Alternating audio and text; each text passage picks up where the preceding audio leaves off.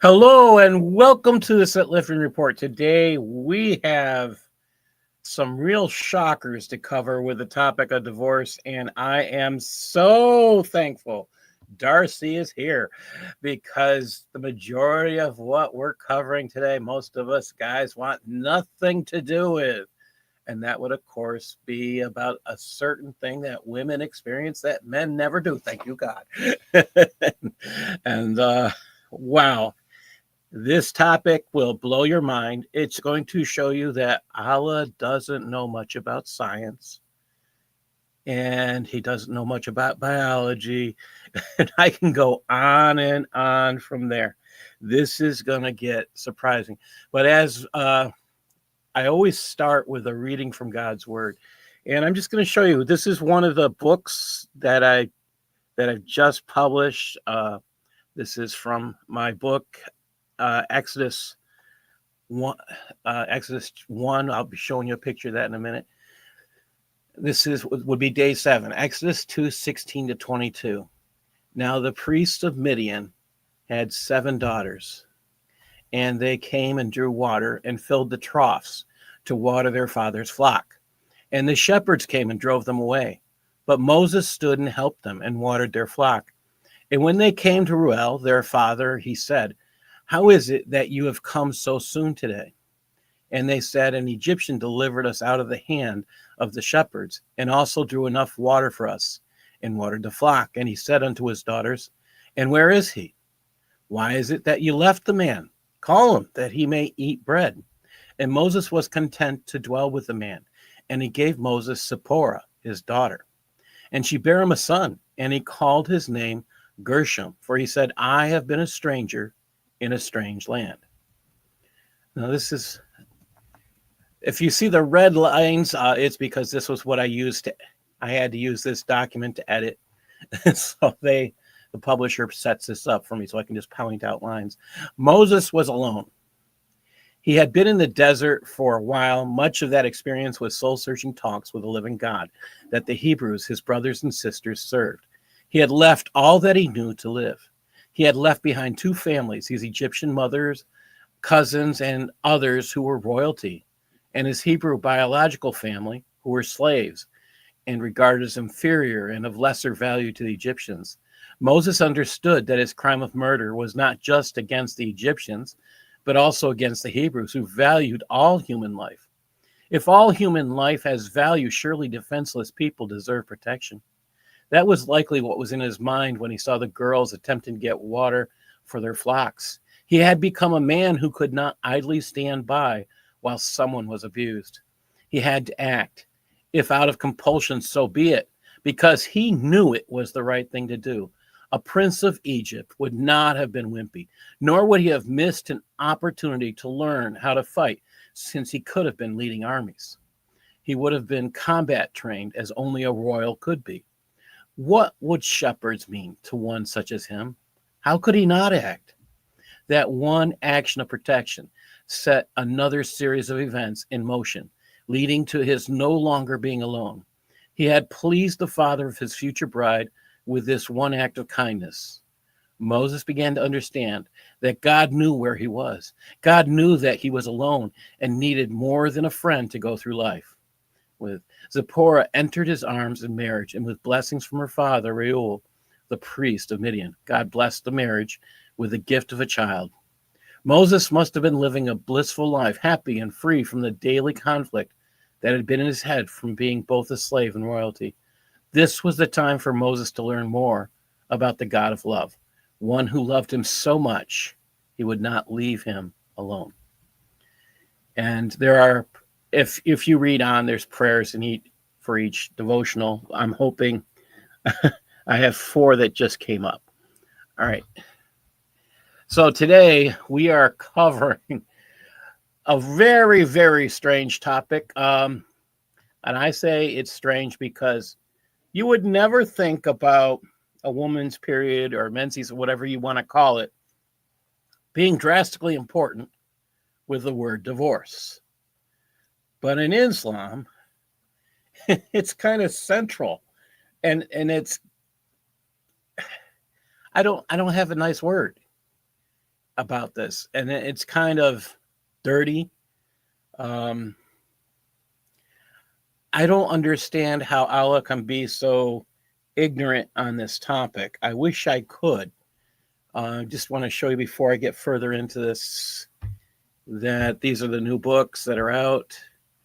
Okay, here we go. And Darcy, I'm going to save you for a minute. So, Red, you're not home yet. Let's see. Nico, would you mind reading the first one? Okay. N 8.3. A husband is not considered to have forsworn his wife in the above unlawful sense when he forswears sexual intercourse for 4 months or less, or when he is impotent or impotent. Yeah, impotent was.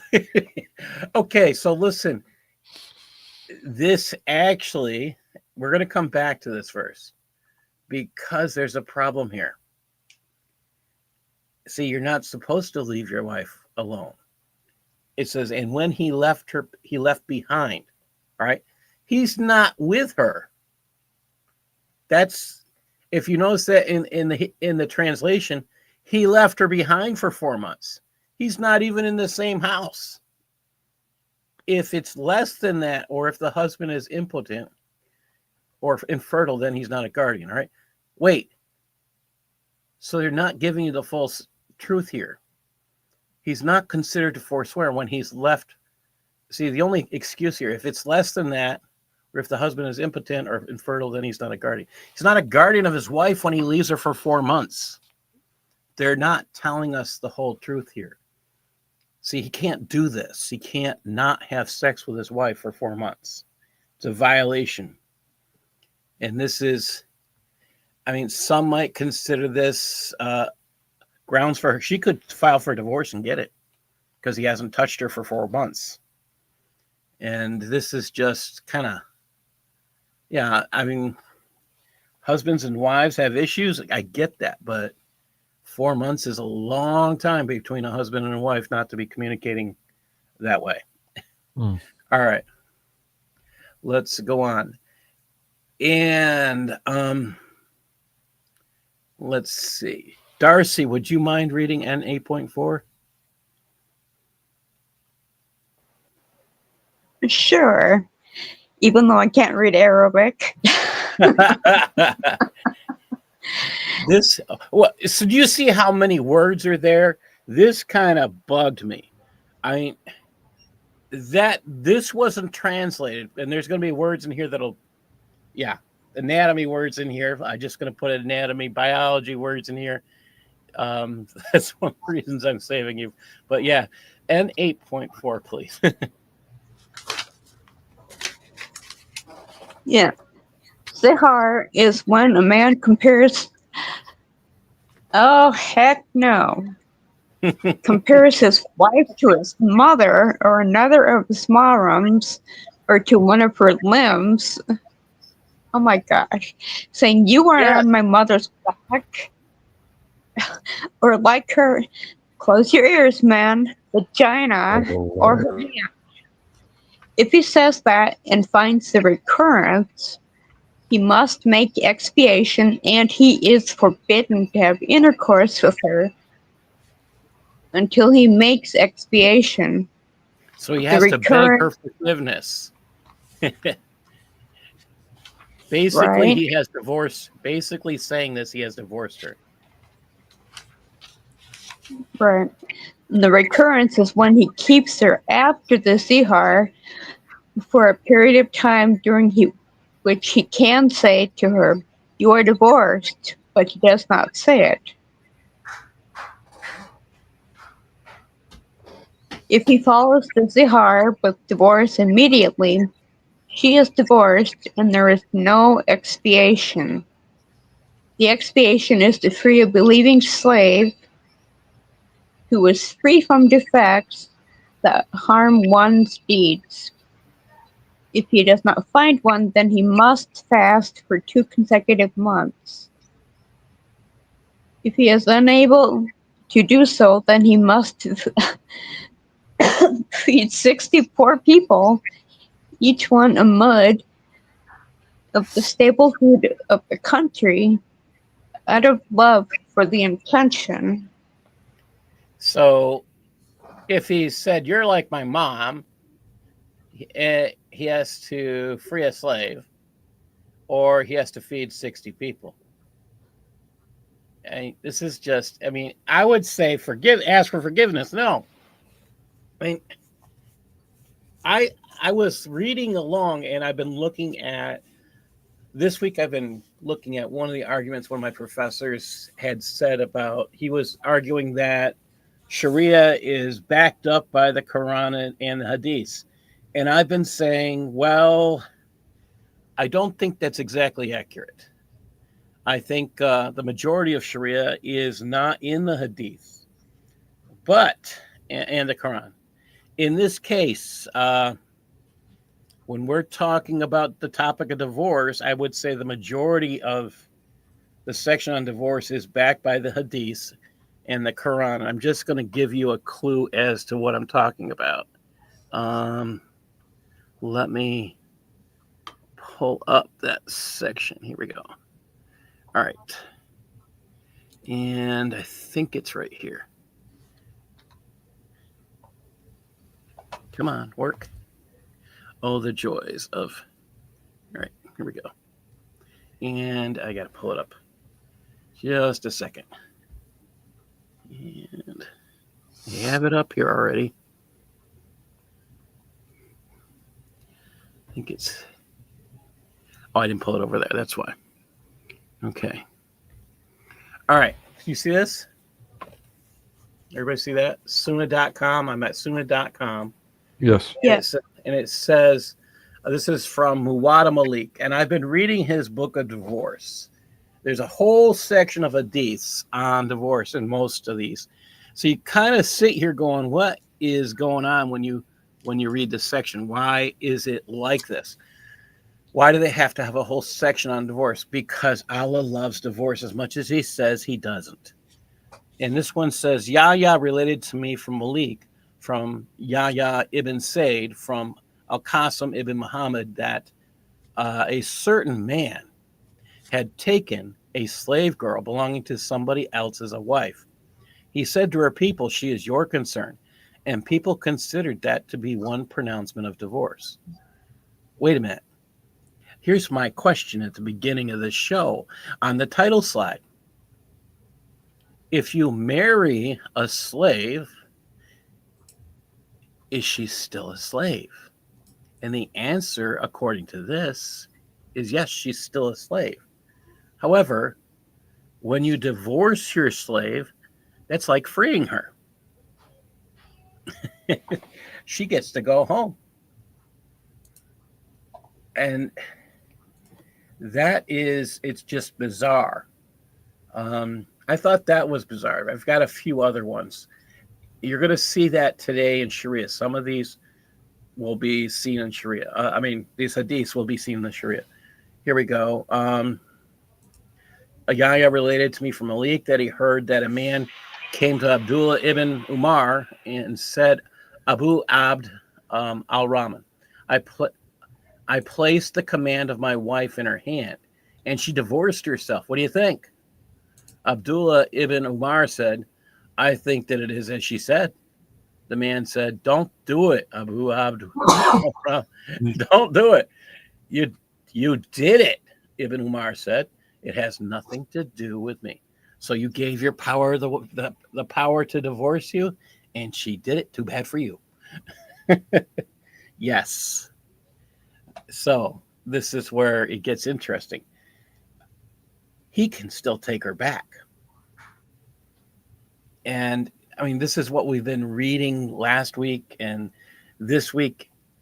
This power it's bad. It's just insane. All right, let me read the next one here. I was just looking at these and I'm just like, wait, this is kind of nutty. All right. I don't think I have this one ready. Let me see. Oh, yeah, I do. Okay. Let me pull this one up. think I have to click here first. All right. This one is just as bad. Come on. Mousy, mousy, mouse. I can see you. There we go. Here we go. Now, remember what we were saying about abstaining. This is going to get interesting. It says, Yahya related to me from Malik from Nafi that Abdullah ibn Umar said, when a man makes a vow to abstain from intercourse with his wife and 4 months have passed, he must declare his intent, and either he is divorced or he revokes his vow. Divorce does not occur until 4 months have passed, and he continues to abstain. Like, okay, a man vows to abstain from intercourse, and 4 months have passed, he must declare his intent, and either he is divorced or he... Okay, you can't... This is... You hear the contradiction of what we just read? So... This is where I'm saying, yes, it is part of Sharia. No, it's not part of Sharia. Yes, it is in the Hadith. No, it's not. This part of Sharia goes directly against the Hadith. So is Sharia abrogating Hadith? In this case, absolutely. It's scary when you start seeing some of this stuff. And I'm going to keep going through and looking at this. I think in the long run, we're gonna find. I think I'm gonna do a study, and it's gonna be really in depth, which means I have to spend a long time reading Hadith. I want to do a study that proves that Sharia is the thing Usama keeps saying, and I've come to more of a conclusion to agree with him on, is that Sharia is written, and is supposed to be correcting the Sunnah, which is the Quran and the Hadiths and the Sirahs. I mean, it's correcting that, and it's going against it. So Sharia does not reflect these things, and that's, I think, this what we're going to see. What got me here, I have to come back to. Every time this word slave appears, they don't translate it. All right. They refuse to let us know of their love of slavery. I'm going to keep hammering that home. Why is it so important to hide it? Well, I think it's pretty evident, especially with what happened this week. They returned some of the dead. And Hamas returned some of the dead. And I'm still disgusted with what they put on the coffins. Is anybody familiar with what they put on the coffins? No. The Harfiam. Arrested October 7th, 2023. Yeah. Arrested. No, they took them hostage. They did something horrible. And this is just disgusting. I mean, basically what they did is they took slaves, and that's the thing that bothers me the most. They took slaves. They did not do anything else. They took the slaves, and it's just insane. That's what they did. These women who were to be slaves, the men who were to be slaves, the children who were to be slaves. And when they take women, what are they going to do with them? According to history in Islam, they're going to rape them. When they took the ones they had already raped most of the women. If they had any that were virgins still, they might have been so prepubescent they didn't feel ready to take advantage of them. Yeah. Now, the bodies were returned in coffins. I will say this, and I thought there was going to be... originally, when I heard about the coffins, I was thinking, how do you know they're returning the right bodies? Well, apparently Hamas knows, don't play that game. So they have mixed up the Beebus children. They put them in the wrong coffins. That was determined. Yeah, I would. They could be thankful I am not in charge of Israel, because that would have been enough for me to let all hell break loose and totally annihilate Hamas from the world. Killing a woman and her small children. I couldn't do it. Yeah, these were babies. 9 months. 9 months. Yes. Do they know how long they were dead? And the cause of their death? That's an important discussion they haven't revealed yet. That I have not seen that. I'm just thinking about this. I mean, they kept the bodies. I mean, that's weird. I mean, did they bury them, or did they kept them in a freezer? I mean, that's just pretty bizarre. You know what I mean? You're asking the same questions I was. How much was left? I have a lot of questions on that one. And the fact that they were able to tell which one was which and they got them in the wrong coffin, I have an awful lot of questions myself. But yeah, it's bad. Like I said, if it was, they can be thankful. I am not leading the country of Israel because that would have been enough. There would be, I would not want to be the head of Israel right now, because that would be enough for me to say, I don't give a crap about what our negotiation was. We're just going to annihilate you now. That's exactly what I would do. I would go take whatever bomb I had and I would drop it on them and pinpoint. I mean, Israel goes for pinpoint accuracy. They believe all life is important. That's why they're willing to do this. They released over 600 terrorists. Now, I'm going to keep telling people, you have to understand, Israeli thought is to protect all life. However, instead of feeding terrorists, is it nice when they become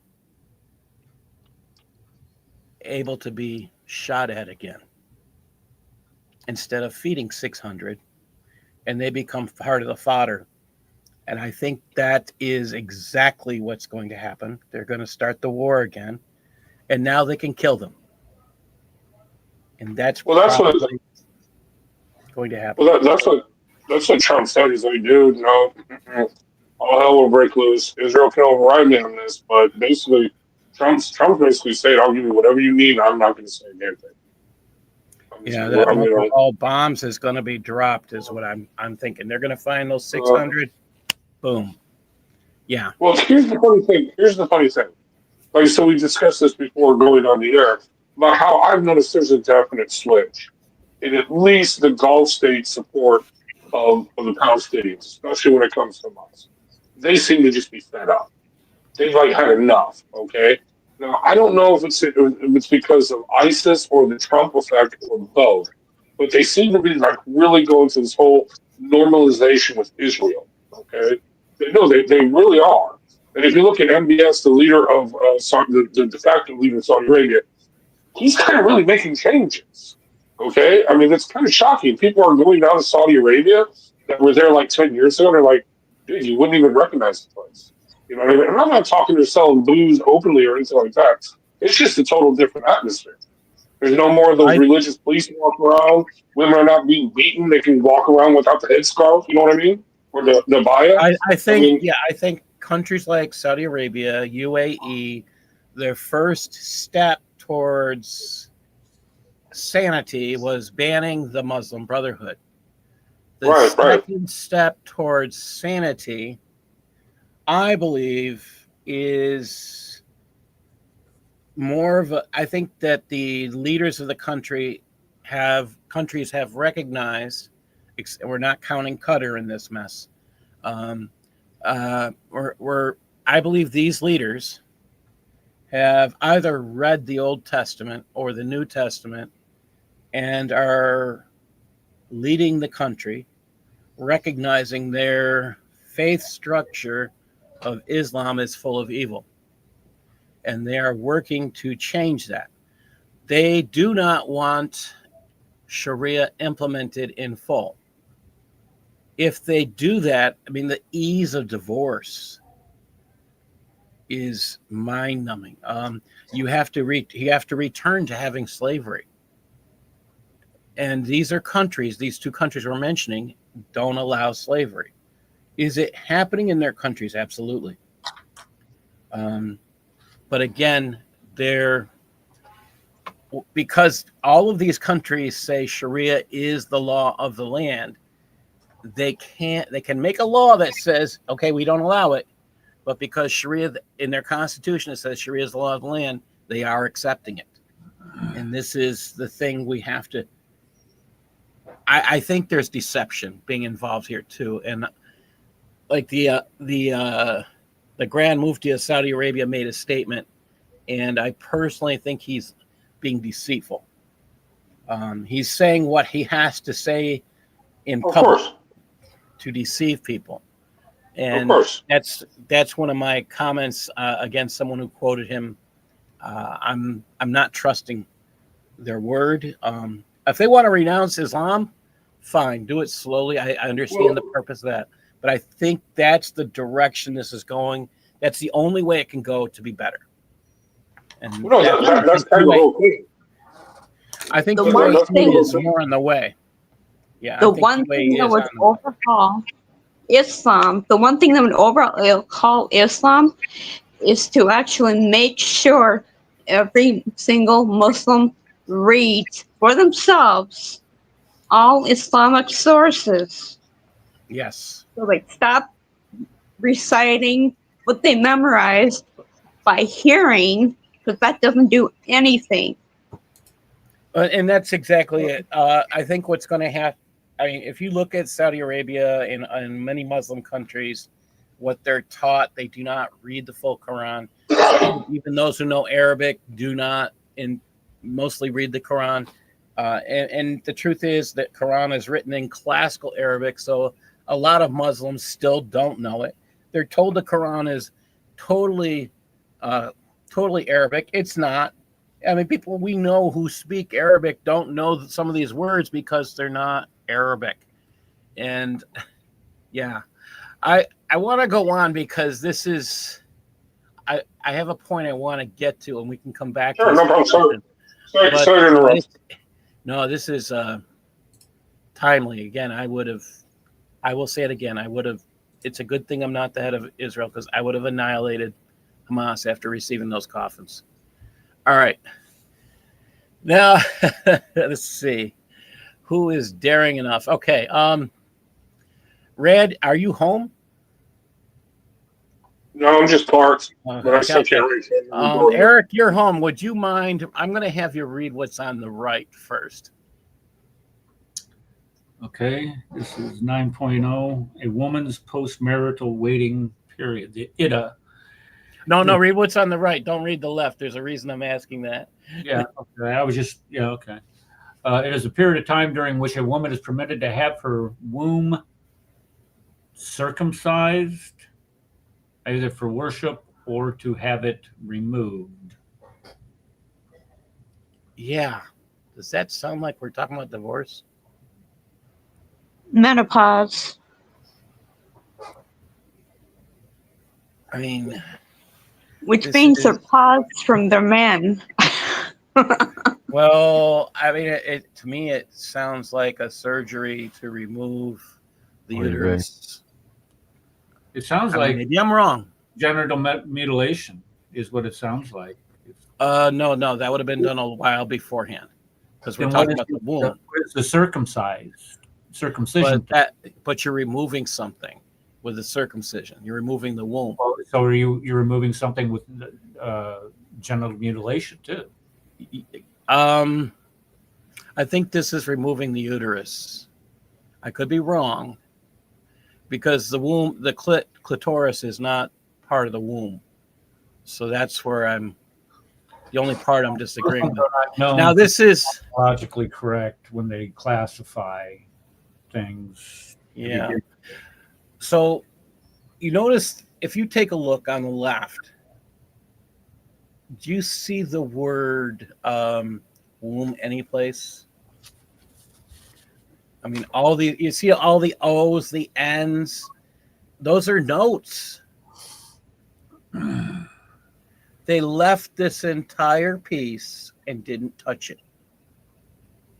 There's nothing said there. Now, the Google Translate, I will tell you this. The word they use for Ida this is the part that killed me. The word they used for Ida was kit. And I'm like, that makes no sense. I called Usama. I just want to make sure I'm correct. This is the Ida, right? Yes, he said that's correct. That's the only thing it says there. It does not say post-marital waiting period. Oh, wait a minute. But Nico, that's what the word Ida means. Nico posted in chat, what is it called when the woman became too old to give birth? That's a hysterectomy, isn't it? Well, they remove. Yeah, that's what we're talking about. I believe that is what this is referring to. Yeah. I mean, could it be referring to both, like the whole removal of a young lady's outer parts, so to speak, and then no, it can't be, because we're talking about the womb, and that is what we would call a hysterectomy. No. I can't believe. I mean, maybe I'm wrong. I just don't see that the time periods we're talking about that a hysterectomy would have been something normal, and this, I just don't see. I have too many questions. I'm going to go back and ask Usama to make sure this is translated correctly. This one just has me hanging there because there's nothing in these notes that actually refers to this. Now, I will say this: the period of time, maybe that's not their intent. Maybe circumcised is the wrong word, because the goal here is, with the Ida period, is that she proves she's not pregnant. All right, that's all she has to do is prove she's not pregnant. But Okay, the time period. I have another take on this from a female perspective. Yes. The woman is permitted to have her womb circumcised, and that kind of makes me feel like the baby that she was pregnant with was removed. That could be right. Out, and that's circumcising, emptying the womb. That makes sense. That might be exactly it. I mean, she has to prove that she's not pregnant with her husband's baby. So that actually makes sense too. That's actually far better sense. The word abortion may not have been created. So thank you, Darcy. Yeah, to the last word, removed. Yeah. And to have her womb circumcised, it actually points towards having, a baby scraped out, basically aborted. Yeah. That makes more sense, unfortunately. And we're back to you, Nico. You've got the tough one on the top. I'm going to have you read the left first. Tougher than that? Great. All right. Yeah, this one is hard. All right. There is no waiting period for a woman divorced before having had sexual intercourse with her husband. You want to keep reading the left? Yep. Yeah. A waiting period is obligatory for a woman divorced after intercourse, whether the husband and wife are prepubescent, have reached puberty, or one has and the other has not. Intercourse means copulation. If the husband was alone with her but did not copulate with her and then divorced her, there is no waiting period. Okay. So this gets, as simple as it is. I'm just going to read the right. If a man, N9.1, if a man divorces his wife before consummation, she doesn't have to observe a waiting period. So there's no Ida period. That's nothing. I mean, he married her, never consummated the marriage. So if Muhammad, who married this 6-year-old girl, never had sex with her, he could have divorced her and she could have gone straight home to mommy. Well, that would have been wonderful for the child. And 9.2, if he divorces her after consummating, she must observe the waiting period, the Ida, whether the spouses are prepubescent. So you can have sex with prepubescent girls here. Are you catching this? Or adults, or one of them is an adult and the other is prepubescent. Wait a minute. This is talking about being married to an adult and a prepubescent girl. So you're married to two people, at least here. What is meant by consummation is sexual intercourse. I mean, this is just plain nasty. Intercourse with prepubescent girls, and this is part of Sharia, and this has to do with a divorce. Yeah. Legalization of pedophilia. This is I've made I don't know how many times I've made this point, Paul. I mean, this is what is so sick and evil about this, is that a grown man can do this to you're right. It is the codification of what is a criminal activity in every culture across the globe. And when we talk about, what are you doing to me here? Oh, go ahead. Keep going. We start talking about, 65-4, and you have when a grown man can take a little girl, prepubescent little girl, call it marriage, marry her, and then consummate that marriage, and then divorce that same prepubescent girl before she's had her first period. The trauma, just the trauma alone of what that would do to a little girl is just, it's almost, you can't imagine that. I mean, how could a man who is supposed to be the protector of children do that to a child and still sleep at night? And this is what makes it even worse, is that they think that this is somehow divinely inspired to Muhammad. That is going to dictate something like this. You are a sick individual. You are a sick human being. If you think that a god of any type would dictate that and codify that and say that this is okay, you're sick. Now, there's a lot of videos out there with, and this is the sick part. There's a lot of videos out there that claim Sharia is God's perfect law. And I just watched a video last week where this guy is saying you should implement the Sharia fully.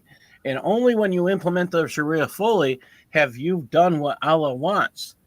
You can't do it partially. And it's, yeah.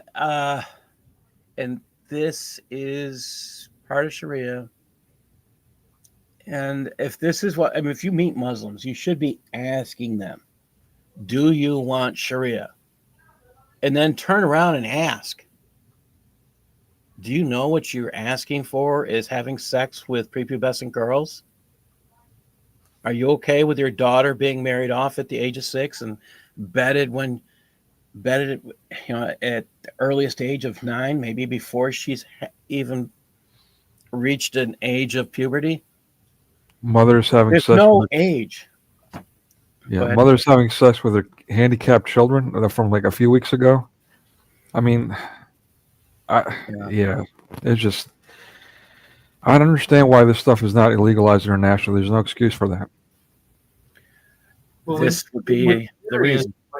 What's scary is that when you engage Muslims on this topic, we've had, I can't remember how long ago, it's been a while since we did have a lady on the show, and she said that, I would allow since the Prophet did it, I would allow my child to do it. And I try to think of how far gone do you have to be? I mean, seriously, where you cannot check your own.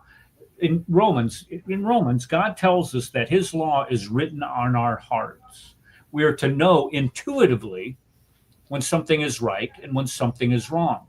How dark does your heart have to have been been what's the word, corrupted in order to think that this is somehow okay. And when you think of the defense mechanisms they throw up there, and then finally they just get to the point where, anytime that, if you're a Christian, you always bring up this thing about Muhammad.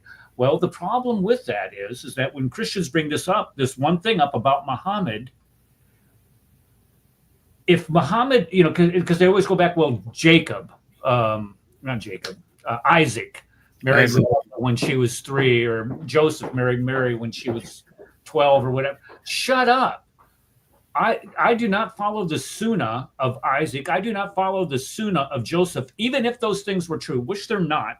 But even if they were true, I am not a corrupt enough individual to think that that is a pattern of conduct for me to follow or others to be able to follow for all time. That's the problem. Muhammad did it, and now since Muhammad did it, they think it's Sunnah. And then in order to justify it, Muhammad comes up with this wonderful verse, 65:4, saying that you can marry those girls that have not yet had their courses or had their cycles. And you look at all the commentary says that these are prepubescent little girls. The fact is that when when Muslims try to defend this, they are completely checking their sense of morality and decency at the door.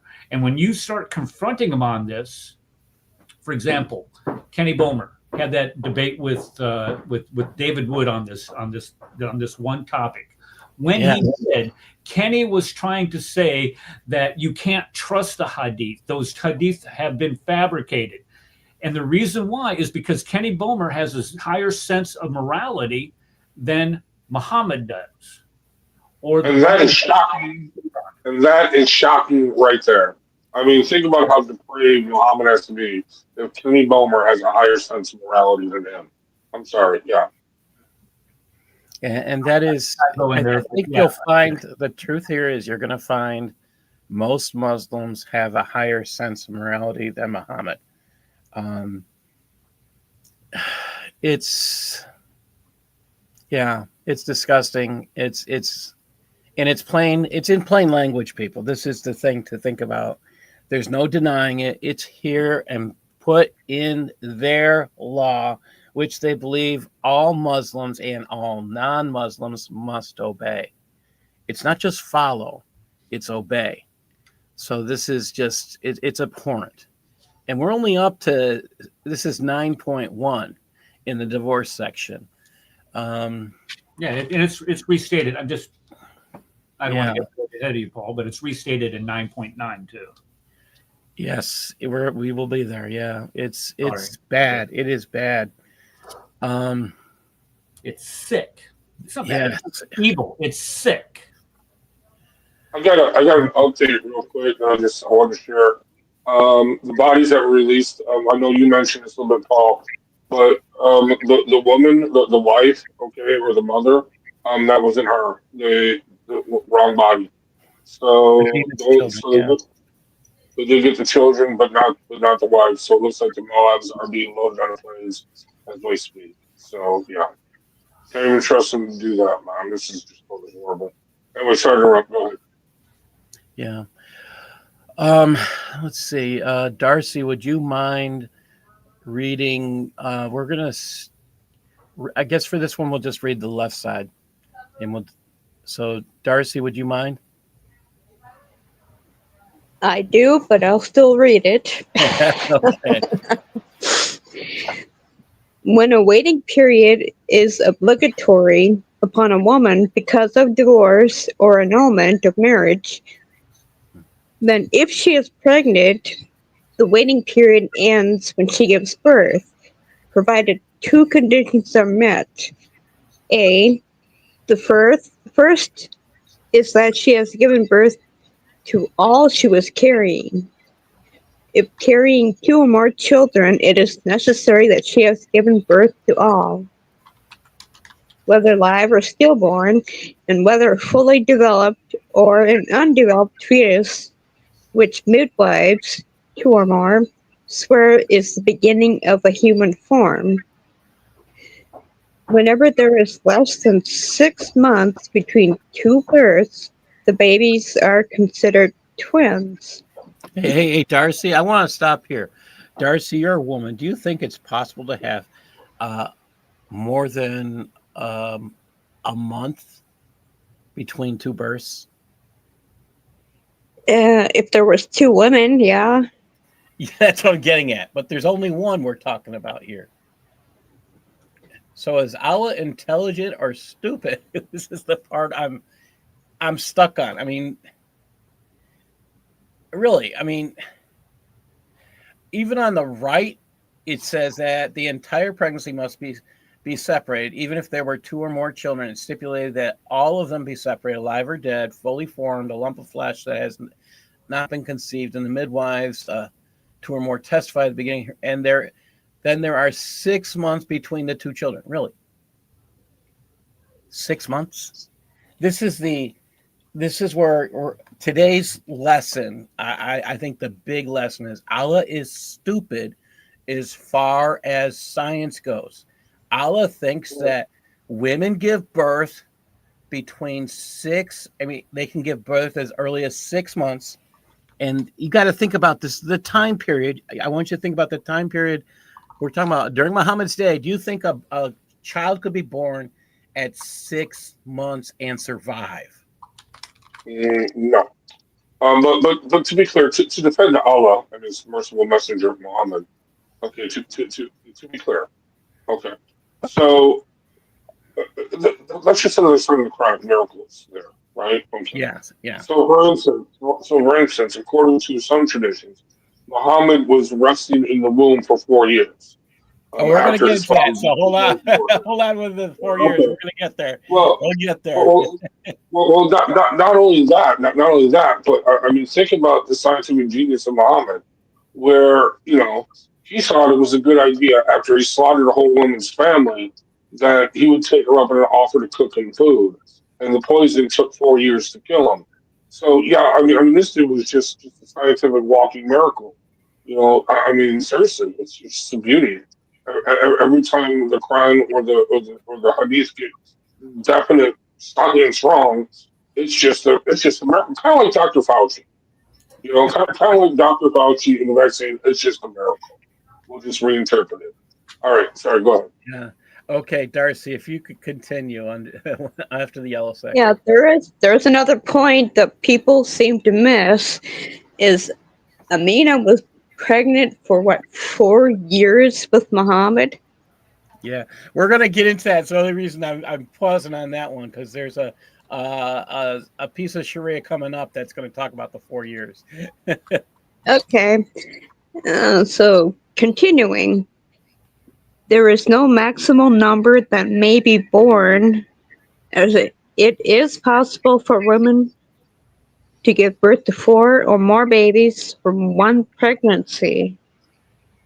In my neighborhood, we had the beach quintuplets. Yeah, yeah. Yeah. That was the same day my twins were born. Everybody called and said, "You never know, could be 5." Oh. Yeah. Okay, and B, the second condition is that the child is from the husband whom the waiting period is for. If the woman is pregnant from committing adultery or from a marriage that was invalid, after which the husband divorced her, the waiting period does not end when she gives birth, but rather she completes the waiting period of a woman who has been divorced. So, does that make sense to you? I mean, why does she have to wait another 2 months? That's the part I do not understand. Okay, they believe she committed adultery. She had the baby. I mean, this is that belief you can have a baby 6 months apart. Really? I have seen a couple have 2 babies 9 months apart, maybe 9.5, but 6 months. I've seen that, yeah, but not 6 months. No, Yeah. You have to be wondering about the intelligence of this Allah, or the writer here. All right, we're going to keep going. Where another hidden verse. And let's pick on Nico. And 9.4, please. Okay. And likewise, in the case of pregnancy resulting from adultery, but this case is weak, and what is relied upon in it is that she completes the waiting period for divorce, and the pregnancy resulting from the adultery is not considered. Urging pregnancy. Okay. If she menstruates, the pregnancy ends with 3 purifications counted from the menstruation understood from the act. What So am I here missing here? we have this. So they're backing up. They're saying if the woman is committed adultery, she gives birth, all right? Now they're going to add another 3 months. So, I mean, so they're saying she was found to be pregnant. So she could have been, this could be a whole freaking year. 9 plus 3. They know she got pregnant from an adultery case. And so now her divorce, her time period of being in the house and not being allowed to leave. Yeah. It's 9 plus, that's a whole year, people, that she can be in this waiting period, in this limbo state. And who becomes the daddy? We're going to be talking about that next week, but this is just, it's sick. Can you imagine you're getting a divorce? You told your wife I mean, I'm picking on the guys here. You tell your wife you're getting a divorce, and now she has to, and I'm going to say with Islam, they expect you to buy a place for the wife. Or if she's willing, she and the other wives can live in the same house. Oh, this is going to get more technical as time goes on. What does that mean? We're going to talk about that in a minute, but if they're living in the same house, they're stuck there for a year, you said you divorced them, this is not going to go well. And especially if someone has committed adultery, this is where the woman, or, I mean, I'm not saying she's accused of it. They're not even doing anything more than saying she's accused of it. Yeah. All right. Okay. Eric, would you mind at 9.5, please? Oops. He might be busy. All right. N9.5. The minimal duration. Sorry, I was muted. What was it? The Okay. left side or the right? The left side. Okay. The minimal duration of a pregnancy, a form which a live child is born, is 6 months, while the maximum is 4 years. What is that? What is that? That's Muhammad's birth year. 4 years after his daddy died. That's right. That's right. That's in the Hadith literature. So somebody do a quick search and find out the longest gestation period for a mammal. Wait. Can you read that again? Because I kind of was having I kind of missed it. Can you read it again, please? I'm sorry. Okay. The minimal duration of a pregnancy from which a live child is born is 6 months, while the maximum is 4 years. I want to know where they got their science from. It's not from observation. It's not from experimentation. It's not from any form of science. Maybe Hadith science. It's not science. And anybody? 4 years. Okay, the African elephant can be pregnant for up to 22 months. Okay, that's almost 2 years.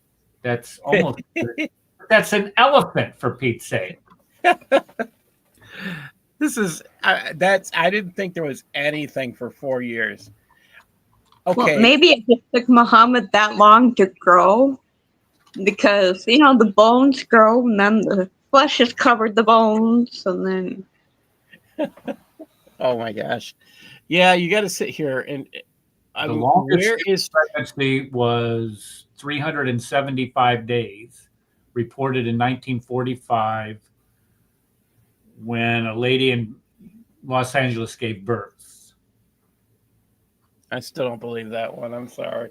That's the year and a half. That's 12 and a half months.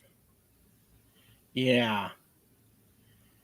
And even then, that's hard to believe, knowing what we do about, I have heard of a woman going over 9 months, maybe into 10, and they induce labor because the child's not going to survive. Well, they put 42 weeks as where to go? 42 weeks because they put that as the maximum now because of increased risk to both the mother and the baby, is what it says. Yes. So something's wrong with this. I mean, the only reason for the 4 years is to justify Mo not being called a bastard. That's the only reason. So we could say we could say Mo is the son of his mother. Oh. They all know what that means. They say it about Jesus. Yeah. He's a bastard. Because we know that his mother committed an act of adultery. She was not married when she got pregnant. And that's the only answer we have, unless there's another answer here. Mo isn't real. They made this legend up and it didn't come together as well as they wanted it to. And that's another possible here. Because if you have to justify this, they're making Mo out to be a miracle. And if that's the only reason for putting this in, they've just screwed up the entire world of science. Now you got to ask yourself, do you trust an OBGYN who is Muslim who believes you can be pregnant for 4 years? I also want to point out that Muslims, some do claim that Muhammad is the light of the world. So they're trying to give him a title of Jesus. Yes. But then actually the term Muhammad is actually a term that is a title, and it is a title that was given to Jesus. And if you look up the coins, which I'm sure Eric has pictures of, if you look up the coins when Muhammad's name was first printed on coins, there's crosses there, Mahmed, and that's kind of mind-numbing by itself. I have a picture someplace of that, but I don't have that right now. N9.6, if a woman is not pregnant and has menstrual periods, her waiting period ends when 3 intervals between menstruations have finished. I thought the purpose, this is the part that kills me. I thought the entire purpose of making sure the woman went through a period afterwards was to make sure she wasn't pregnant. This just proves that the creator of this Allah, doesn't understand what a period means. But yet he's supposed to be the creator of humanity. We have a problem.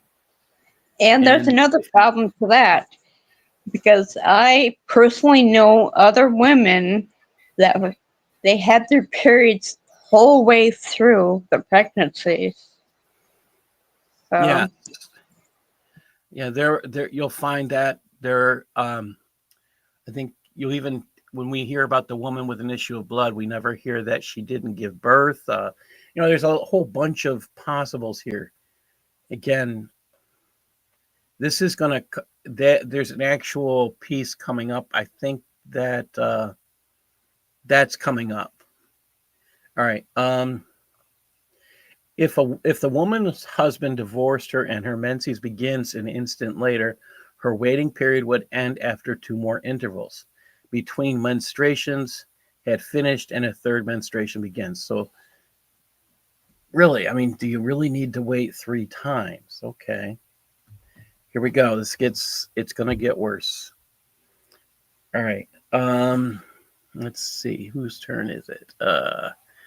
Back to Darcy. All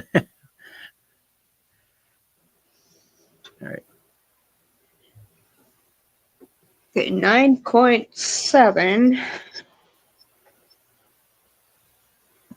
If a woman is divorced during her menstrual period, she must wait until the end of 3 intervals between menstruations. When the 4th menstruation begins, her waiting period is over. So do you remember we were reading about you're not supposed to divorce your wife during her menstrual period? So now, Yeah. And if you do, who gets punished? The woman gets punished. She has to wait longer. This is, I mean, come on. This is just, it's just mean. All right. Nico, I'm going to pick on you for this one. All right. Can you read this one on the left, please? Okay. There is no difference in respect to the above rulings, whether a woman's menstrual periods are close together or far apart. Close together, for example, meaning a woman whose period lasts a single day and night and who has 15 days between periods. Okay. Were such a woman divorced just before the end of an interval between menses, then her waiting period would finish in 32 days and 2 moments. That would be the waiting periods in between. Yeah. All right. One of which would be part of the waiting period, i.e., the one in which the divorce occurred, and the second of which would not be part of it, namely, that in which became evident that the waiting period was over by the onset of a subsequent menstruation. Okay. If such a woman were divorced at the end of the menstrual period, her waiting period would be 47 days plus a moment. These are the shortest possible waiting periods. So, Darcy, you said some women. I'm not female. I don't really like. This is an uncomfortable discussion for most guys, and I personally try to stay out of this conversation normally. But 15 days between cycles. Have you heard of anyone doing that? No. I mean, I'm not going to say it's. Again, I'm thinking that the majority, it's going to be about 28 days. Am I correct? Absolutely. Yeah. This is what I would call micromanagement. And they're just trying. I don't have another way to describe it. Every little rule, every little, you have to have it. This is the guy who has OCD who's writing stuff like this. It's sick. And psychosis. Yeah. We have some good comments here in this side. I'm laughing. Yeah, the elephant. Yes, we talked about the elephant. 22 months. Yeah. But Muhammad took longer to bake. Twice an elephant. What does that make him? Was he born an adult? Wow. Born a 4-year-old. Ooh, that doesn't work too well either. I would hate to think of the size of the woman, how big she would have been. All right. Eric, can you read 9.9, please?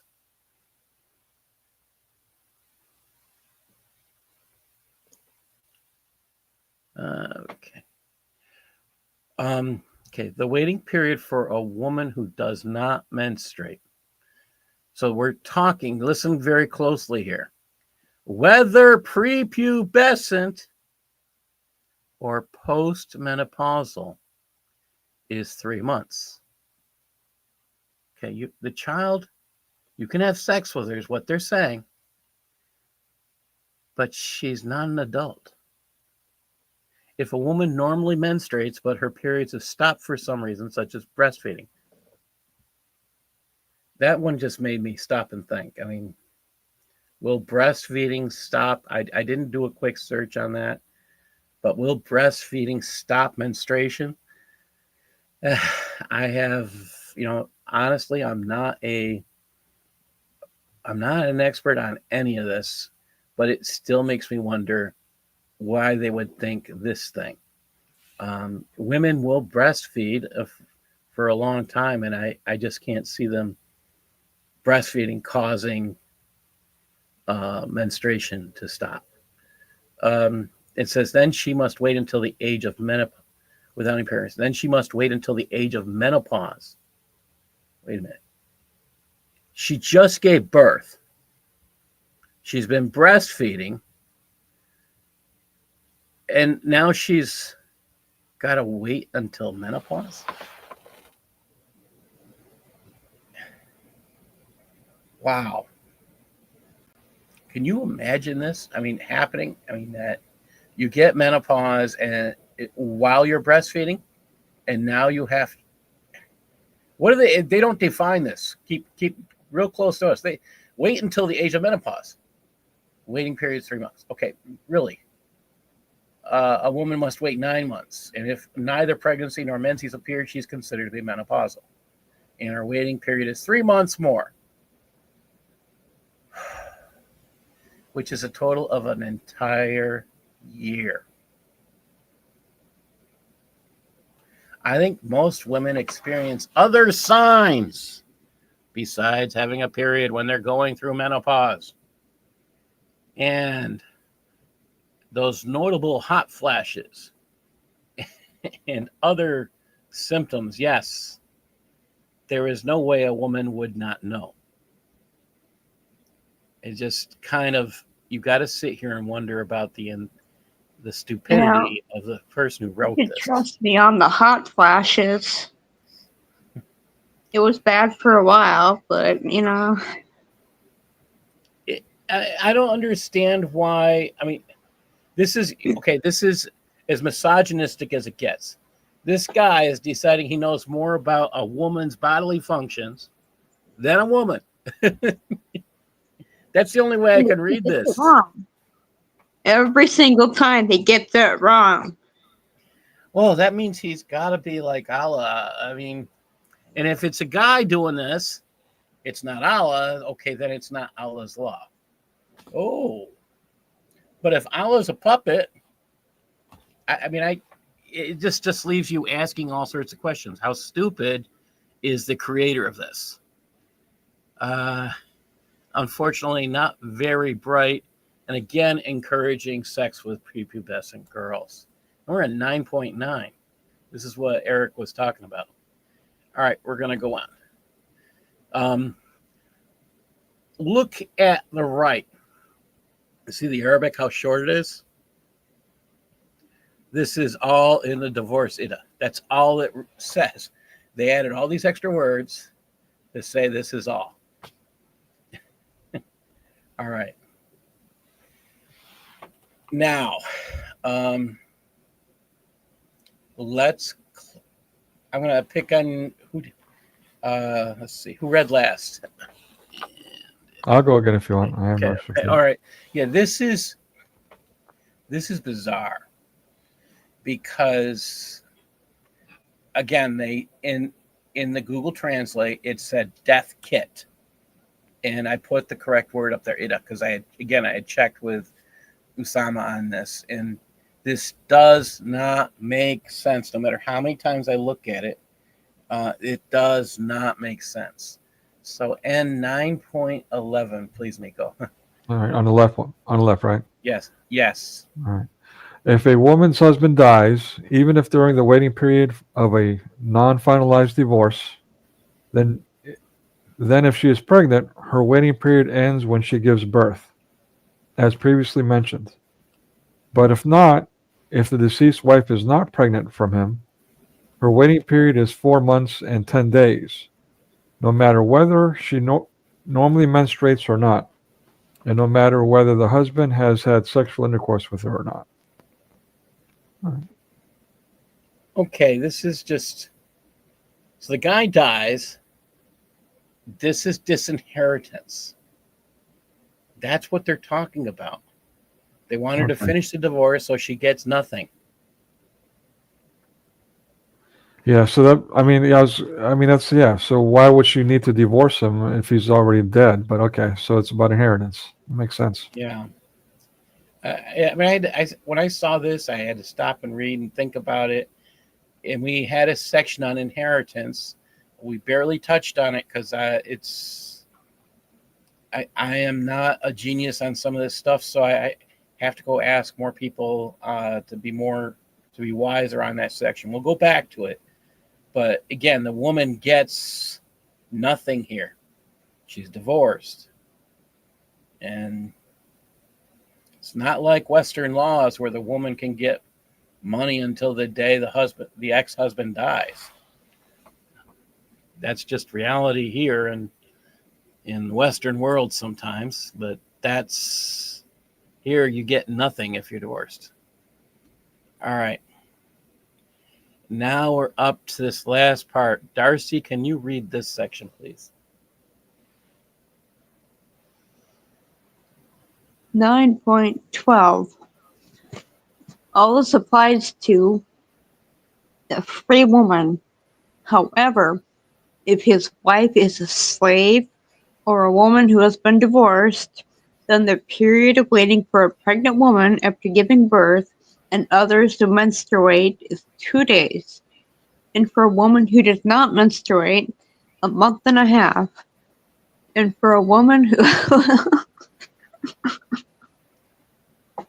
who has died, 2 months and 5 days. Wait. The woman died. Let's try that again. The woman died, and they're not going to bury her for 2 months and 5 days? Wait, she doesn't get disinherited. Wait, what the hell is this? Wait, stop. What the hell is this? I mean, seriously, a woman dies, they're not going to bury her for 2 months. Why? No. This is insane. I mean,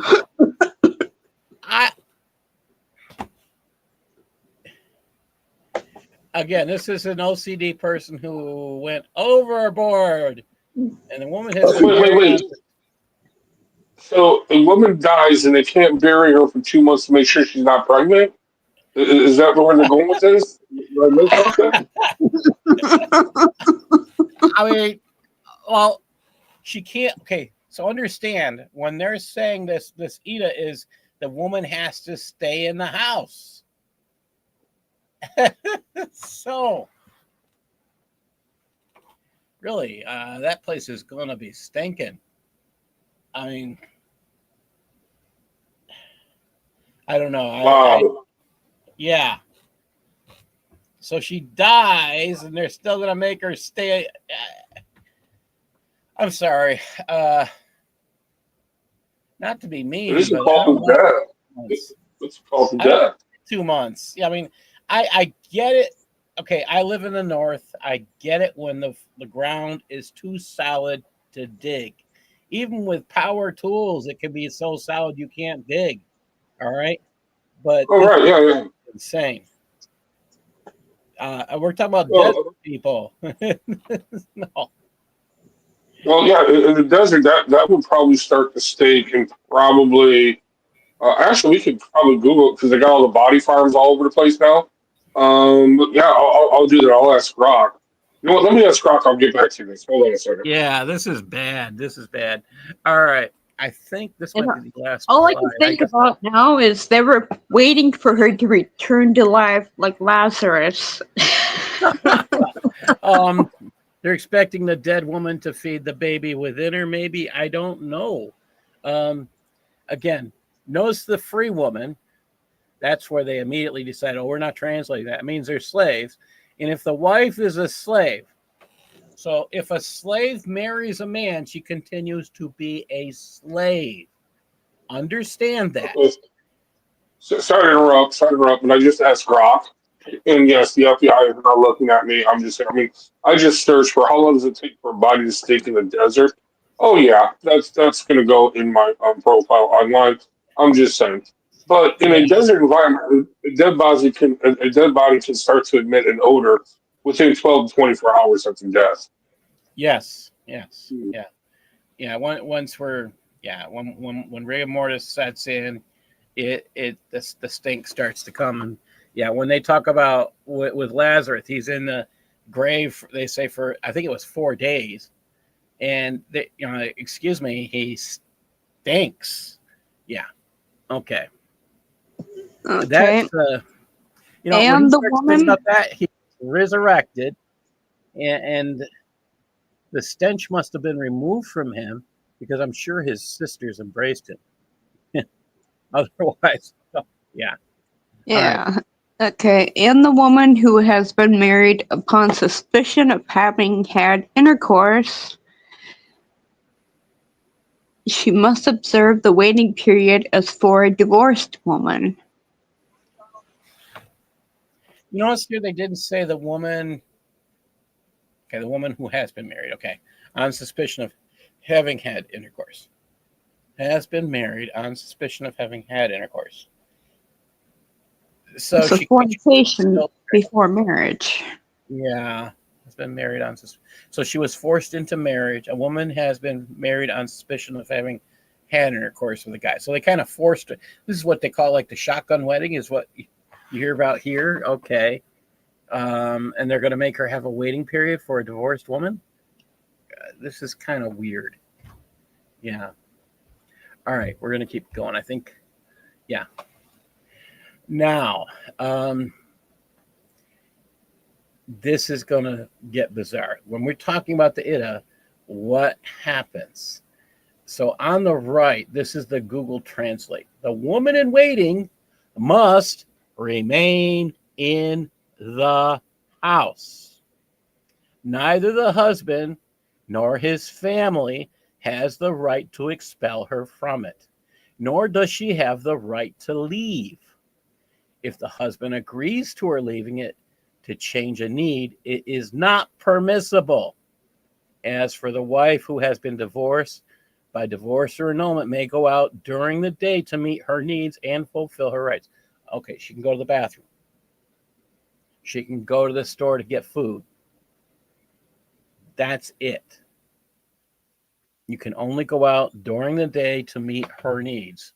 Most likely the toilet isn't in the place in this case. So this is why they're saying to meet the needs.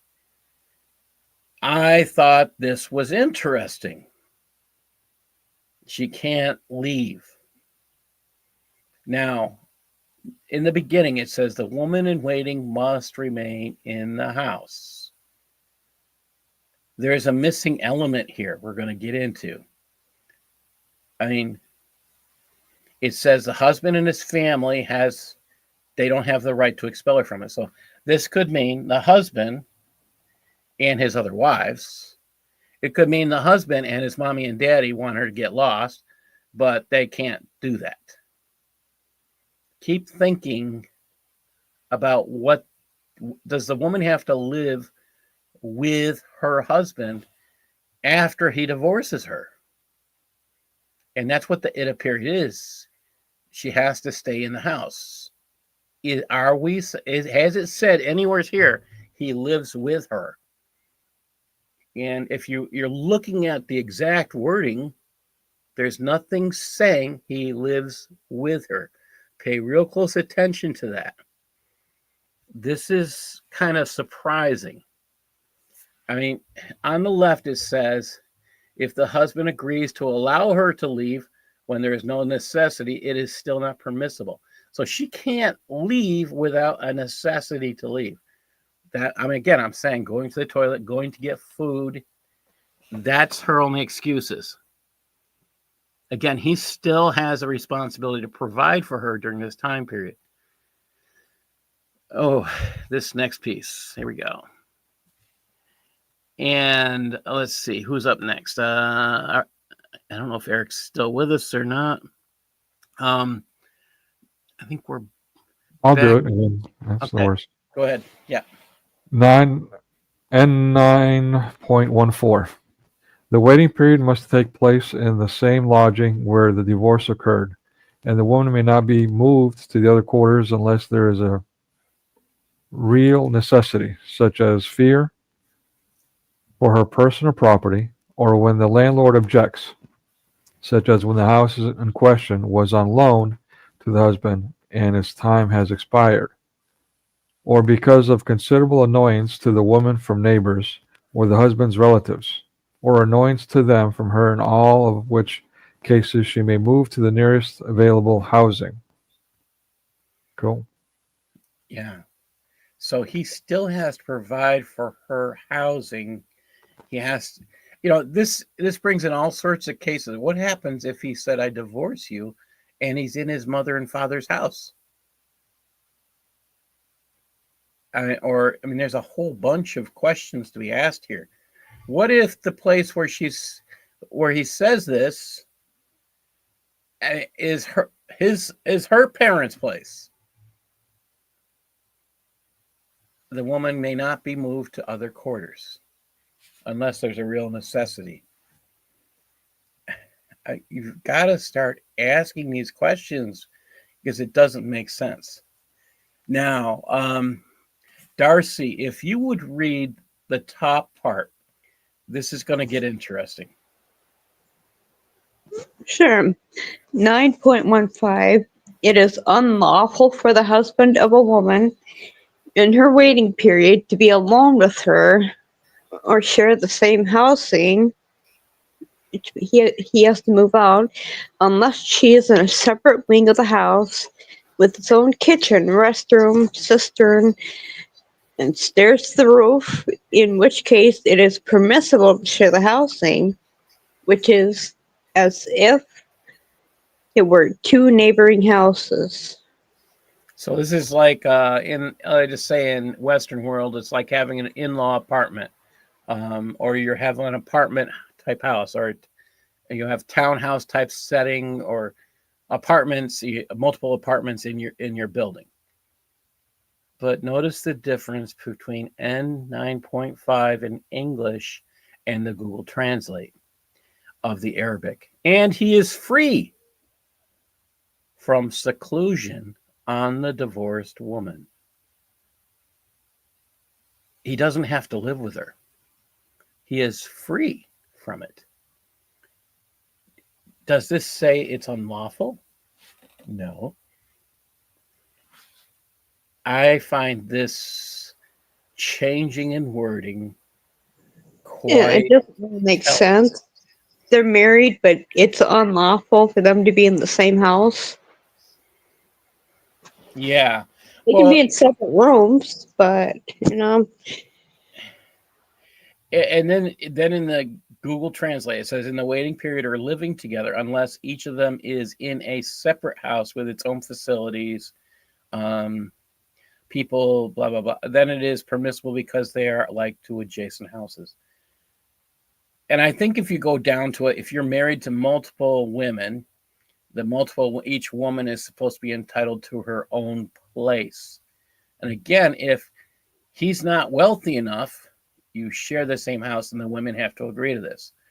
Then, if you've agreed to that and he divorces you, you're stuck living during that divorce period in that room of your bedroom, and you still have to share it with the other wives. If you agreed to that,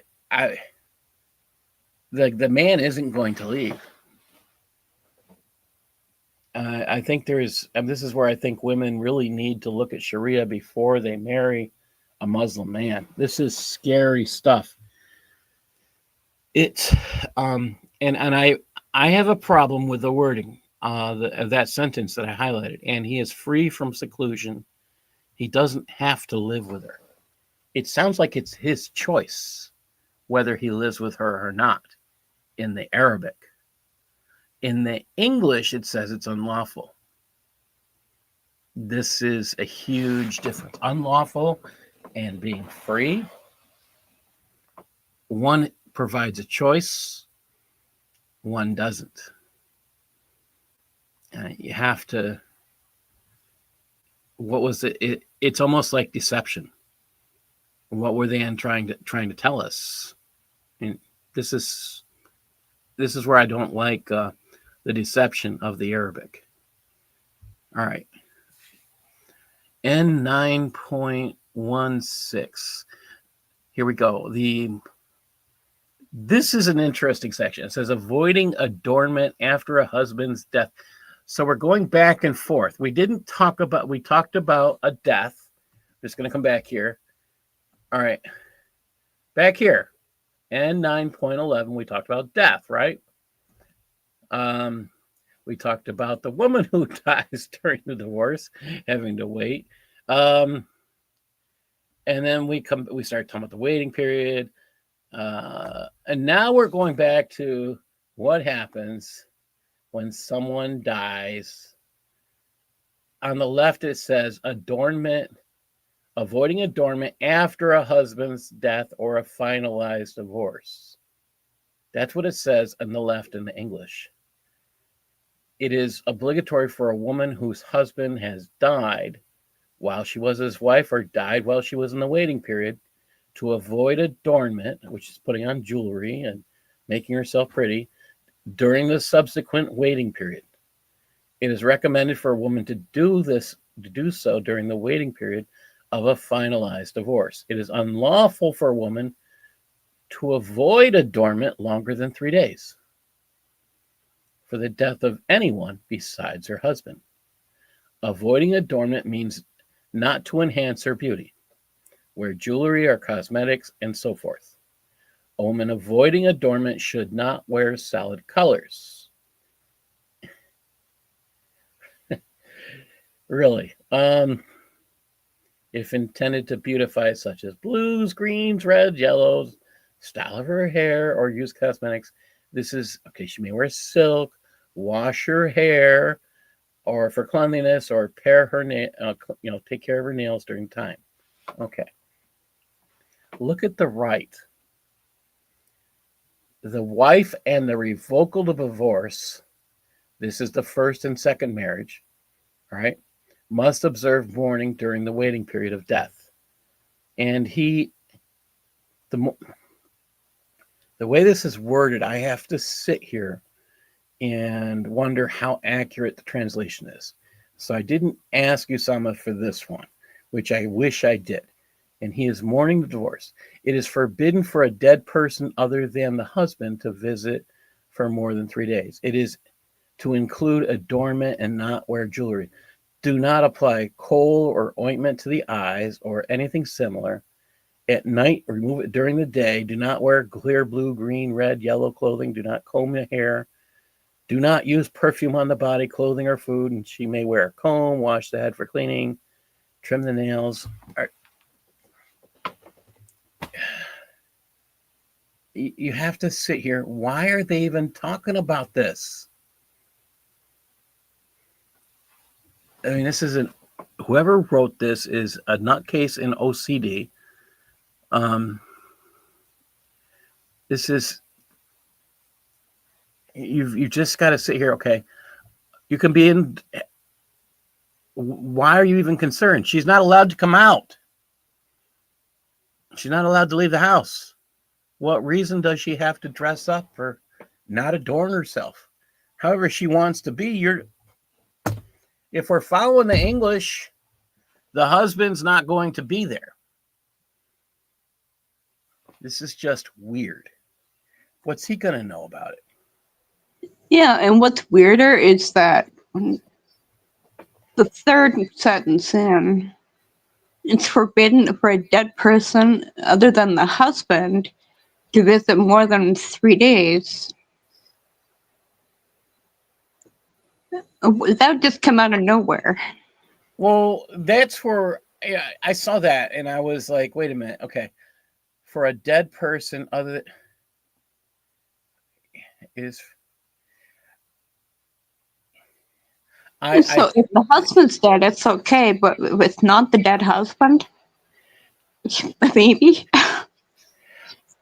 I think that's somewhat of an error in translation. I think that's like the intention is that she's not supposed to mourn more than 3 days for anyone but her husband. But like I said, this is a mess. That third sentence sounds like a mess. Over on the left, they're like, well, she can't mourn.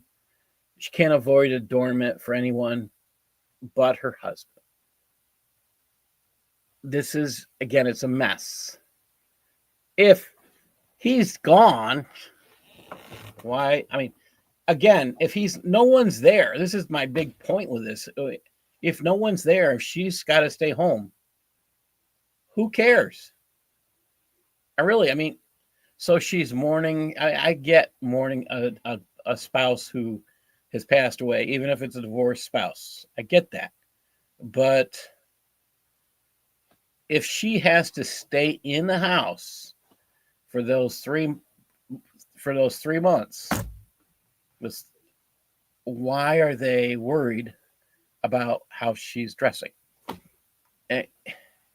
She only gets to go out to take care of her necessities. Okay, she's running to the store, or she's getting food.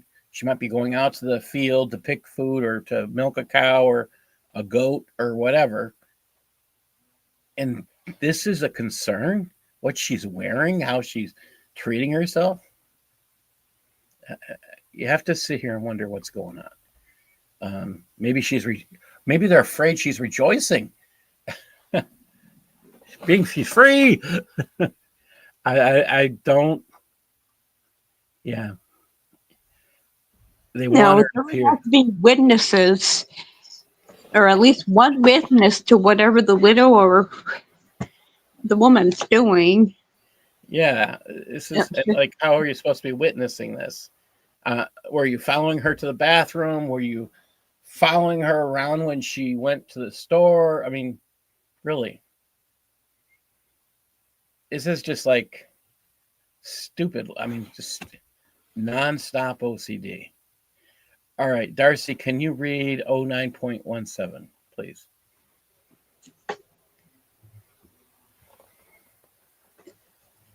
Yeah. If the husband of a woman in her waiting period takes her back but divorces her again before having had sexual intercourse with her, then a new waiting period starts over from the beginning, though it is unlawful for him to do that merely to prolong her waiting period. If a husband releases his wife for payment, remarries her during the release's waiting period, but divorces her before having had intercourse, then she merely finishes the remainder of the release's waiting period. It's like, again, the wife pays the price. I mean, the only way that this works out better for the wife is, okay, he releases the wife for payment, remarries her during the release. It just seems like the wife loses. If he returns to the woman in waiting and then divorces her before consummation, she begins a new waiting period. But again, why would she begin a new waiting period if, again, this is the issue? If he hasn't had sex with her, really, I mean,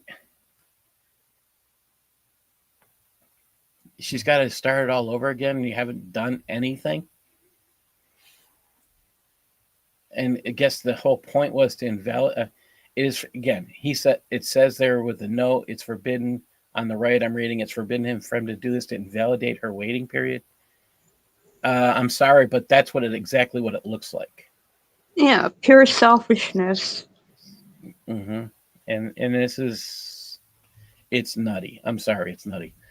All right, we're almost done. Nico, can you read N 9.18, please? Okay. When a woman claims that her waiting period has expired, if it does not comprise a particular number of months, but rather consist of a number of intervals between menstruations or of giving birth, within an amount of time in which it could have possibly ended, then her word is accepted. If news of a husband's death reaches a woman after his death by 4 months and 10 days, her waiting period is already over, since her knowledge of his death is not a condition for the waiting period. Again, why would she be? If he's dead, he's dead. Why? Because she finished the waiting period. Oh, why are you even bothering to comment on this? He's dead. Yeah, weren't they living side by side? Different houses connected. So Well- how could she have not known? Well, so there's a case. You have to remember the case where the husband. Okay, I'm looking at the case that I was watching in a documentary for Britain, where this guy had married woman in from Pakistan. He brought her to London. All right, he married her, then brought her to London. He has a house with her in London. He goes back to Pakistan, marries another woman, and keeps her there. All right. So in this case, he spends a few months with this wife, then he comes home and spends a few months with that wife. And the woman in London wanted him to divorce her because he was married to a second wife. So if he's in Pakistan and he's not contacting the other wife in London, that's the only thing I can think of. And again, if the man has not this 4 months, if the man hasn't had sex with his wife for 4 months, this is grounds for her to file for a divorce, because he's not again, the sexual relations in the 4 months there. That's the point right there. So she's justified for filing for divorce. He's dead. It just, you got to sit here and, yeah. It's just kind of bizarre. I'm sorry. It is weird stuff. Stupid. I liked, yeah, Ed, I think you're right. I think it's all about OCD. The guy who wrote this stuff, it has to be a male because he's stupid as far as female anatomy. And it's definitely, if Allah is a guy, that would explain it, or a puppet, that would explain the stupidity level. But I can't see how this OCD piece, obsessive compulsive disorder, is what I'm talking about. I mean, I know people with this that do not have, they would never do something like this, write some of these things. They might do other things, but this is just nutty. I mean, you'd be wondering about the psychiatric needs of the person who wrote some of these things. Really, you think somebody could be born 4 years after conception? Really? I mean, where's your evidence? Please, I'd love to see the evidence for that one. You know what they provide for evidence? Well, Muhammad's mommy met her husband and 4 years later gave birth. Wait. You do know that a baby only bakes basically for 9 months. 4 years later, so mommy met somebody else, and you're just not going to tell the truth. That's, yeah. All right, I think this is the last one coming up. Yeah, this is the last one. Here we go. Whoever owns a female slave, it is forbidden for him to have intercourse with her or listen to her until she has been covered after giving birth, if she is pregnant, with a veil, if she is menstruating, otherwise it's made public. Really? How does this, do you see anything, Darcy, here about divorce? And this sorry? Do you see anything in N9.20, that first sentence down the bottom? Do you see anything in that first sentence about divorce? No. Okay. If she is his soul and he buys her, the marriage is annulled. And it is permissible for him to have a right hand without waiting for her to be purified. Okay, the right hand is a slave. If she's okay, he buys her. He's bought a slave. The marriage is annulled, and so he's bought his wife that he was the marriage was he was going to. It's really confusing. He buys a woman, makes her a slave. She was going to originally be married, but now he's annulled it and he's bought her. So now she's a slave. It's permissible for him to have his slave without waiting for her to be purified. Because she's now a slave. He doesn't have to wait. Does that make sense? He didn't divorce her. He just bought her as a slave. She's just a slave. And whoever marries his female slave or writes a contract. So let's be honest here. Let's be honest. That word marries is probably has sex with. Whoever has sex with his female slave or writes a contract with her, then the Nika contract is no longer valid. He does not have her until he purifies her. So he doesn't want to have sexual relations with her if he's basically renting her out. Yeah, so that second line, let's see, or listen to her until she has been covered, but covered with what? And then after giving birth and with the veil. That would be covered with a veil. If she's menstruating, but it doesn't, that after giving birth, what's she been covered with? Well, she doesn't have to. So the female slaves in Islam don't have to cover their top. All right, they can be topless. That's if you did some. Yeah, that was an actual mufti answered a woman's question about this. What's the difference? I mean, how does a woman look who is a slave? And said the woman doesn't have to wear anything from here down to her waist. All right, it's disgusting. This is all about sex slaves and renting out their women. It really has nothing to do with divorce. And I mean, you have a sex slave getting pregnant. There's no divorce here.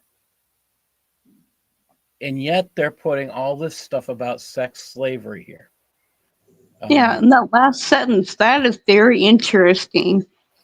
Whoever has intercourse with her, they cannot marry until he has covered her. So it's a simple. You forgot the most important word here. Without her permission. So whoever rapes her, it is forbidden for him to marry her until he has covered her. Right. So he covers her, and then they can get married. So he pays the debt he owes her from Muta. I mean, yeah. This is where you got to sit here and ask all sorts of questions. Why? I mean, this is why they hid this in Arabic. They didn't want us to read this. Thank God there is something called Google Translate, and there are other people out there who could probably translate this better. But you have to sit here and wonder about why is this even, again, this is insanity is how I would look at it. This is something they don't want us to look at. They're talking about raping a woman here. Whoever has intercourse with her without permission. This is a rape. He can't marry her until he pays off or gives her something to wear. You've got to. This is just disgusting. I'm going to stop here because the next section is about who gets the kid. And we'll talk about that. If you want to support the ministry that we're doing here, you can buy one of these books that's out, and these are now out for sale. So I'm all excited about the new book covers. I read one piece of these every week. I have about at least about another 10 more to go, and I'm still writing sections of new devotionals every day, just about. That's part of my devotions. This is really what we've been reading has nothing to do with the living God. It's so nonsensical as far as what Western people would consider common sense. I cannot for the life of me find reason to accept, I'd say 99.9% of what we've been reading. There are a few points occasionally, I mean, like this, you'll find something that kind of makes sense. But they say a clock is right 2 times a day. So, yeah. Even a clock that's not working is right 2 times a day. This is crazy. We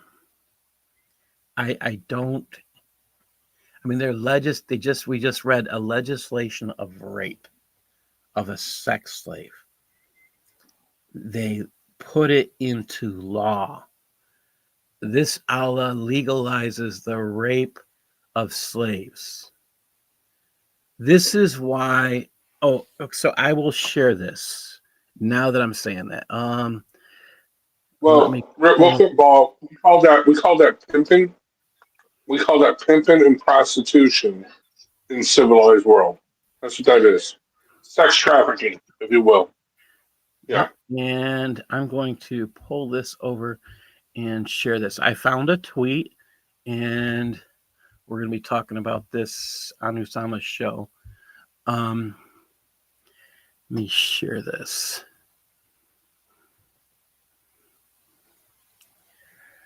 All right. This is from Sebastian Tyne. And I got to go back down now. Sorry. Go back up. Okay, here we go. Sebastian Tyne. Finnish police dared to publish sex crime records based on nationality. The numbers are horrifying. Compared to Finns, the Finnish people, the rates of sexual offenses committed are 6 times higher by Somalians, 10 times higher by Iraqis, 12 times higher by Afghans and Congolese, 15 times higher by Syrians. Why is this? We just read that it's legal to rape a sex slave. Oh. That makes jihad allowing rape. I mean, you have to understand that.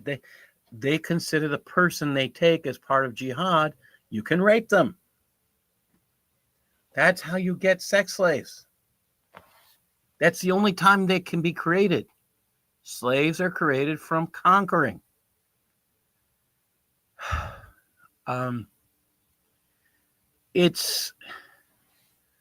me just read another one of these stories this week. I want to share with you some of this horrors that it's just so bad. Let's see here. Yeah, here we go. Crone reported that a 74-year-old woman was grabbed from behind on her usual rounds. She was walking a dog and forced into a gray station wagon by Bosnian Muslims aged 21 and 29. While one of them was supposed to have been keeping an eye on her in the passenger seat, the second guy forced her to engage in a sex act. According to the woman, the tormentor pulled her hair during the attack and punched her several times in the face. The bruises and injuries were documented by the hospital. According to the victim, the main perp asked her how old she was during the attack. The woman says she pretended to be a little older and answered 76 to scare the man off. But he replied, "Good. Then you can't get pregnant." And police were on the scene relatively quick as locals thought she was being robbed and asked for help.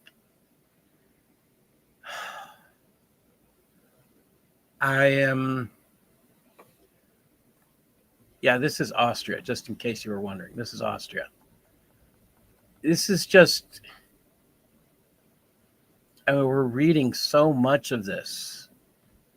It's not just women being punished this way. There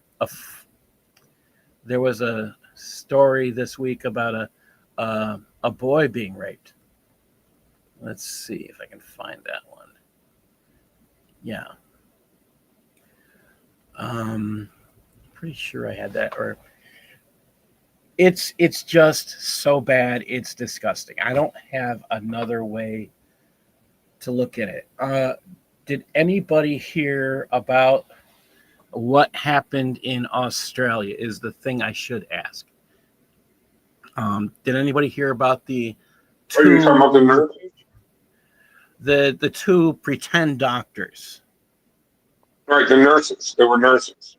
Yes, they were. They were talking about how. So the latest I heard was the male nurse. He asked a coworker or former coworker to clean out his locker, and the former coworker's like, "Yeah, no, I'm calling the police." And the police searched it, and they found a vial of morphine in his locker. So, was he using the morphine, or was he going to inject it into Israeli patients or Jewish patients? Well, we don't know. The question also is how much of the vial of morphine was used. Why? I mean, again, this is a controlled substance. In the Western world, it's under a certain control. You've got to start asking questions about how did the morphine move from point A to point B, which is in a double locked box. All right. It should be not only a double locked box, it might be in a separate room in this double locked box. How did it move from there to his locker without, there's usually you have to have two people sign off on this kind of a controlled drug. You remember more complicated. You remember that woman that used to go on Kenny's channel, that Nurse Katrina? You remember her? She always wore the niqab or whatever when she was on camera. You remember her? I didn't pay attention to her. Kenny then probably. Okay.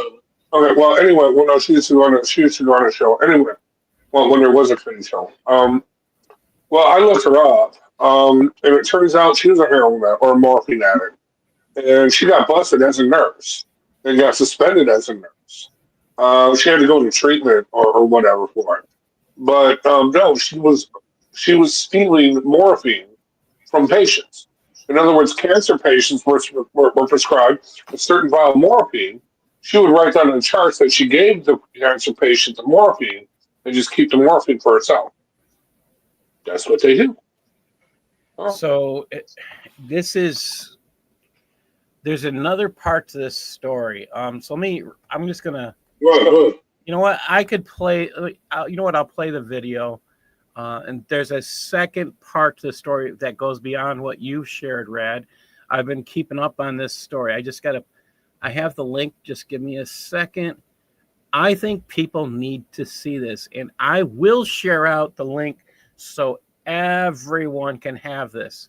You know what I'm going to say? If anybody wants this link, you can contact me. I just got to see how long the link is because it might not. Yeah, it's too long. So I'm going to tell you is if you want this link, please contact me. I will send it to you. This is disgusting.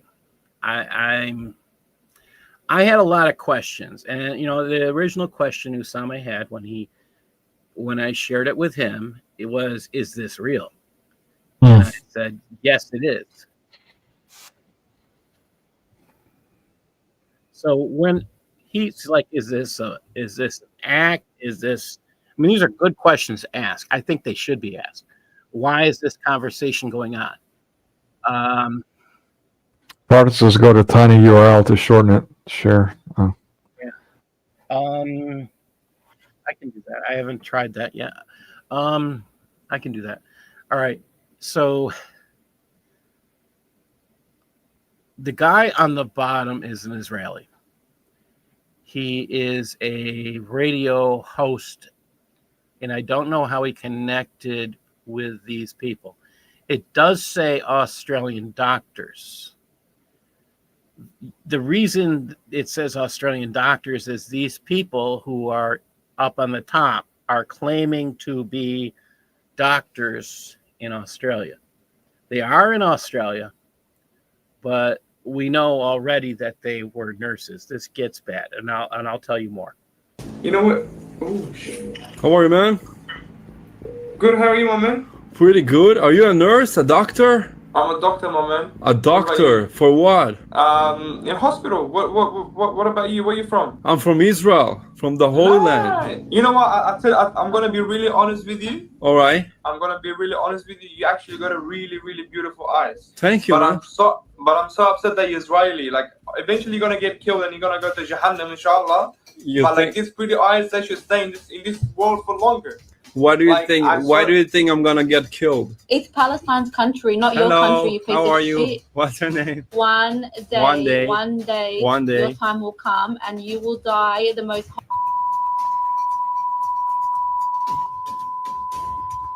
We spread listen to me. peace. Listen to me. And when you spread when your death. time comes. How are you, doctors?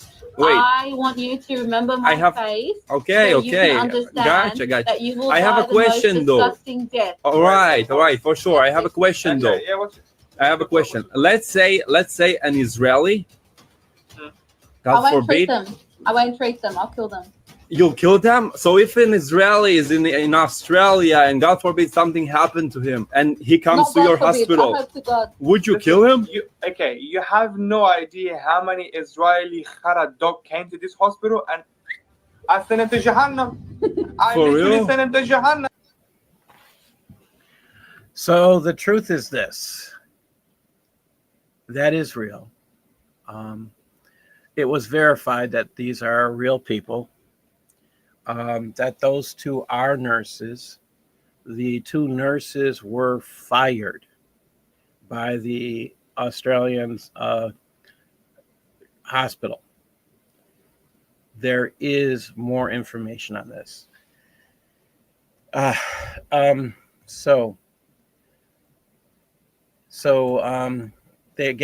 These two doctors were identified by 7 News out of Israel. When they were reported on the video, they wrote that the healthcare workers let go or basically fired, or after they threatened to kill the Israeli patients. The gentleman came from Afghanistan when he was 12 years old, and his family was rescued by the Australian Navy aboard basically a rubber boat. And he was on TV as an aspiring doctor as a teenager. Ahmed Rashad Nadir and his female colleague were fired from Bankstown Hospital in Sydney's West on this last Wednesday after the video bragging about killing Israeli patients went viral. Now, I'm going to share with you another video that you likely haven't seen. I mean, the video of, the information about the morphine, that was a surprise. They did go into their houses. They did find other things that they have taken out.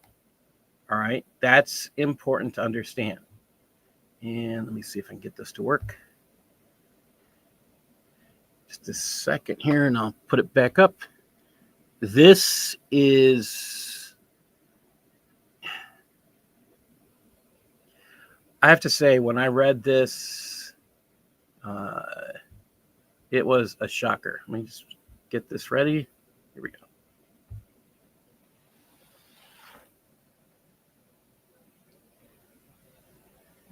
Oh, come on, work. Let me hit refresh one more time. Maybe it'll come up faster. This is the view across the bridge from person X. Some people shoot for the stars. What are you going to do with the money if you win? Well, I'd love to go into space. It wouldn't get me all the way there, but it's a starting point. All right. I wouldn't go if it's not going to get you all the way there. Meet the 1% Club UK on the special night Tuesday, then Wednesday. Here we go. Come on, work. Worked earlier. They might be taking this down. And here we go. Yeah, this is it. No, it's not. Wow. All I can think of is they might be trying to take this down. And okay, I might be on the, I know what's going on here. I'm sorry. I am on the wrong date here. Let me pull up the other date. This is this one. That's what's going on. I'm on the wrong date. And I'll pull this over. Joy between different monitors. This is the one that's, this is still going on, people. Under this the Liberal is government, by the way, not under Minns. He cancelled his operation at Bankstown Hospital because a friend of his who worked at the hospital said, okay, if you Jewish don't come here, they spit on the food of the Jews before it's delivered. They don't do mandatory post-ops. They leave their beds soiled for as long as they possibly can.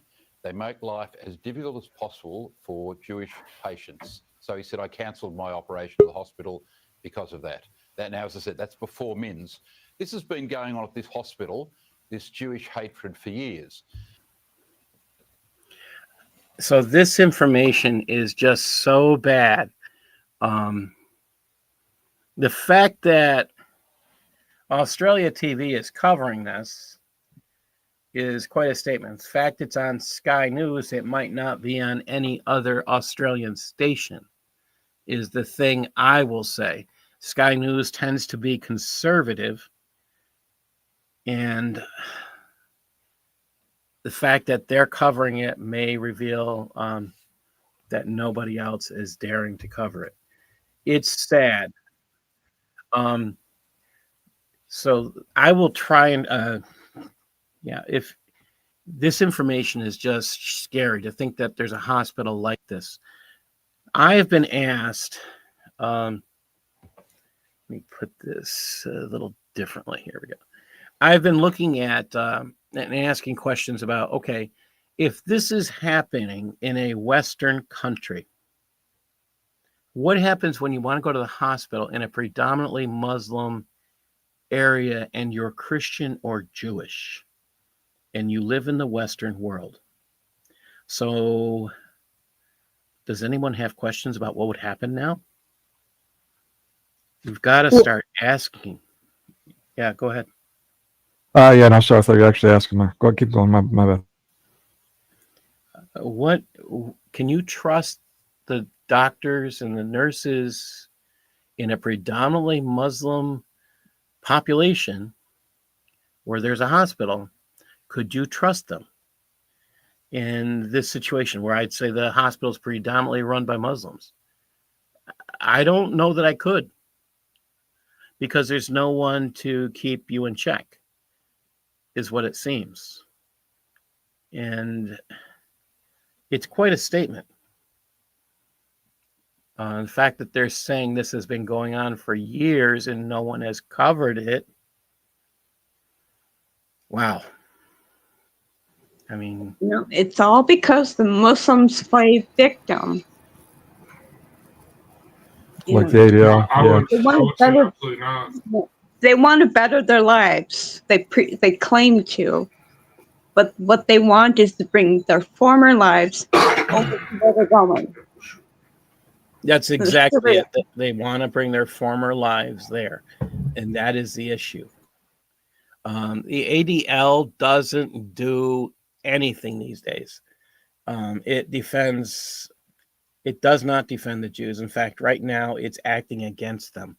So until the ADL begins to work for the Jews, which it's not doing lately, if anything, it's been defending those who stand against Israel. How so? That's the first time I heard that. Yeah, the American Defamation League has not been working to protect Israel, protect Jews in America. Is that since the Great Purge, or? I would say it's definitely, it's been worse. It started to go bad during Obama's day, and during Biden's time, it went downhill like it just jumped off a cliff. Maybe it'll start doing things right again. I don't know. But it's an organization at this point I do not trust. And most of the Jews I know do not trust it at this point. So I would like to say the Anti-Defamation League was what we're talking about. I was saying American is Anti-Defamation League. Do not trust it at this point to defend Jews. They've been taking on like anti-Islamophobia type things as well. I mean, they're helping Islamophobia claims. Wow. So, yeah, it's not like it was designed to be. It's bad. Well, I mean, it's Anti-Defamation League. It should be defending everyone, not just Jews, but whatever. But yeah, I mean, that's just one in my mind, at least. I think there's just more evidence that BRICS has taken over worldwide. When the Anti-Defamation League is propagating dawah, that's pretty alarming. Yes, it is. It is. Rad, did you want to talk about those dawah wars before we go off? Oh, he's in it. Yeah. Oh yeah, real quick. Well, actually, here's something shocking that I just found from what's his name? This is actually just posted. Let me pull it up here. From one of the dawah guys. Let me share my screen here real quick. Hold on. Share screen. Yeah, whatever. Why does this come up new? Oh, I cleared mine. Don't forget that sound button if it's got sound. Yeah. Okay, got it. Okay. Can you see it? Yep. Okay. Well, this is just a screen grab that I did. Can you grow it? Oh, I can. Yeah.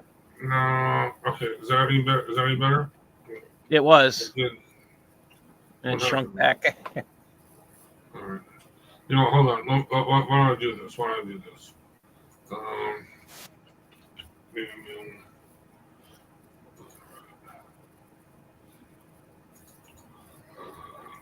Because it's right up in. Shit, unless he took it down. Oh, he might have just taken it down. Yeah. Okay. Glad I grabbed it. Okay. Well, either way. So let me go back to my page. Okay. Find it here. Okay. Let's see if we can make it bigger. No, it won't. Okay. Can you still see it though? I'll read it to you. So this is from Daniel Hakachu. He says, wow, Sarashatsky, whoever that is, was so right. Here's the quote. Troubling quote from Saras, whoever this is. If a woman were told to earn her living, she would earn her with her genitals. Context. Husbands must provide because women are incapable of earning. Okay? God's quotes correctly, but something bothered me about this. How can Sarsky say such a thing? But here Daniel's saying he's so right. That his mother, his sister, his nieces, his daughter, whoever, the only way they could earn a living would be whores. I can't do that. You know the thing from yeah. What do you call it? You know how he says it. First, she was a whore. Second, she was a whore. Ralphie from what do you call it? The mob series, The Sopranos. Anyway, I love that scene. But anyway, but yeah, no, this is what he's saying. This is tragic. And I found out more about this dude, this Daniel Hakachu. The reason why he says this, and no, this is serious. His sister back in 2007 was going to college in Southern California, and it says in all the news that is out there, either she took out an ad. Well, she definitely took out an ad in Craigslist. Some would just say she took out an ad. Some would say she took out an ad to be a math tutor, right? Okay, on Craigslist. But either way, she met this guy that later was her murderer, okay, through a Craigslist ad. Okay, she was last seen walking out of her parents' house, getting on the back of this dude's motorcycle, okay, and riding off to a house party at his house. This doesn't sound like she took out and oh, by the way, he was like 36 years old at the time. She was 19. This doesn't sound like she was taking out an ad to be a math tutor. You know what I mean? She took out an ad for other reasons, okay? But evidently, he murdered her. He dumped the body in the ocean. The body's never been found. And this is outrageous. The dude only got 5 years, and he was out in a year and a half. And he confessed to it. He said he shot her up. He gave her cocaine and heroin, and she overdosed. And then he panicked, and he put her in a drum and dropped her off at sea, off of his sailboat. Is he Muslim too?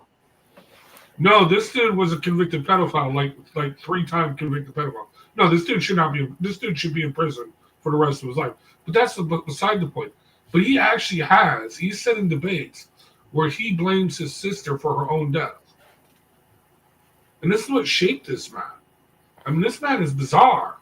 But anyway, so the dawah wars, it continues, it heats up. They're attack-fairing each other. They're calling each other liars and the shaitans and all kinds of stuff. Poor Danny Boy, I have a feeling that if this keeps going, some Muslim is going to really attack-fair him and put him in the grave. I'm just saying, because he has no filter.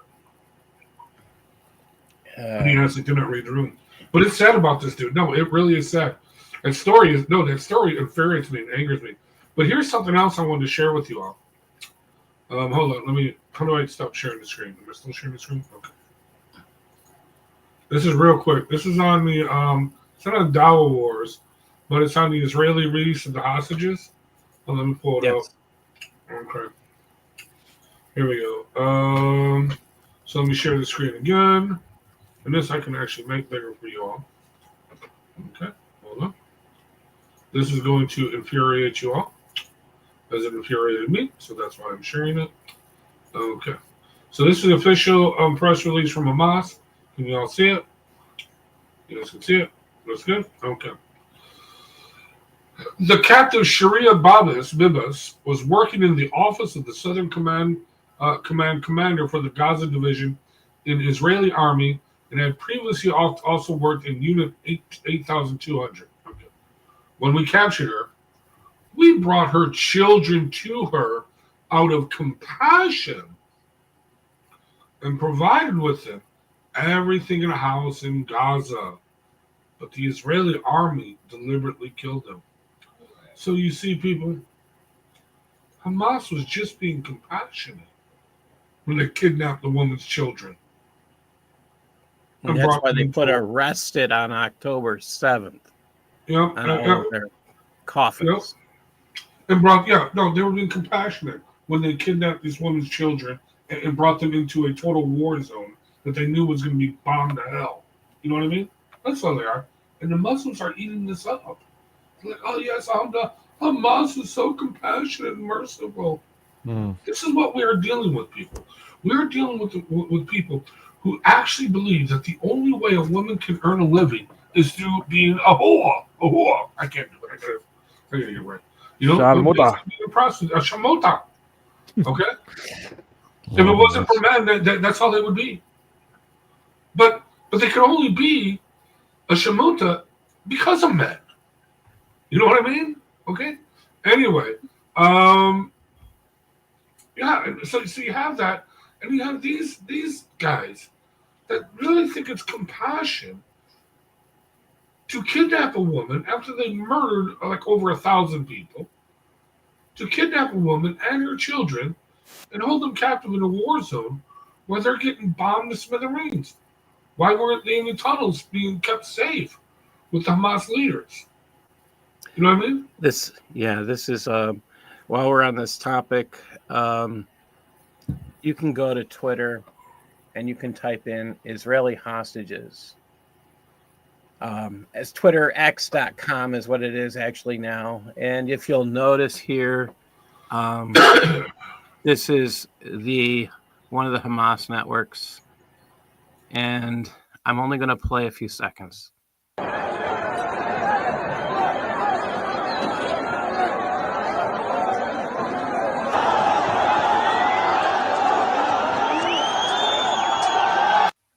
These are not Hamas. The Hamas is almost entirely eliminated. These are the Gazans. You see the ones with the green headbands? Those are Hamas. They all come out to see the dead Jews. See the dead Jewish babies. Dude, there is something seriously wrong with these people. Okay, I'm talking like wherever they go. Mentally, Yeah, wherever they go, they commit acts of sedition, acts of treason. And, you know, the one thing I like that Trump did by saying we should turn this into a Mediterranean Riviera, he started a discussion because he was trying to get, okay, so let's move these people out of Gaza. Let's move them to Egypt. Let's move them to Jordan. All of a sudden, the discussion starts at, oh, well, these people they aren't from here. Oh, so the claim of them being Philistines is now openly denied. I mean, they besides the people in Gaza, no one is claiming they are from there. That is one of the genius things. I never expected that to come from this discussion, but it has come from that.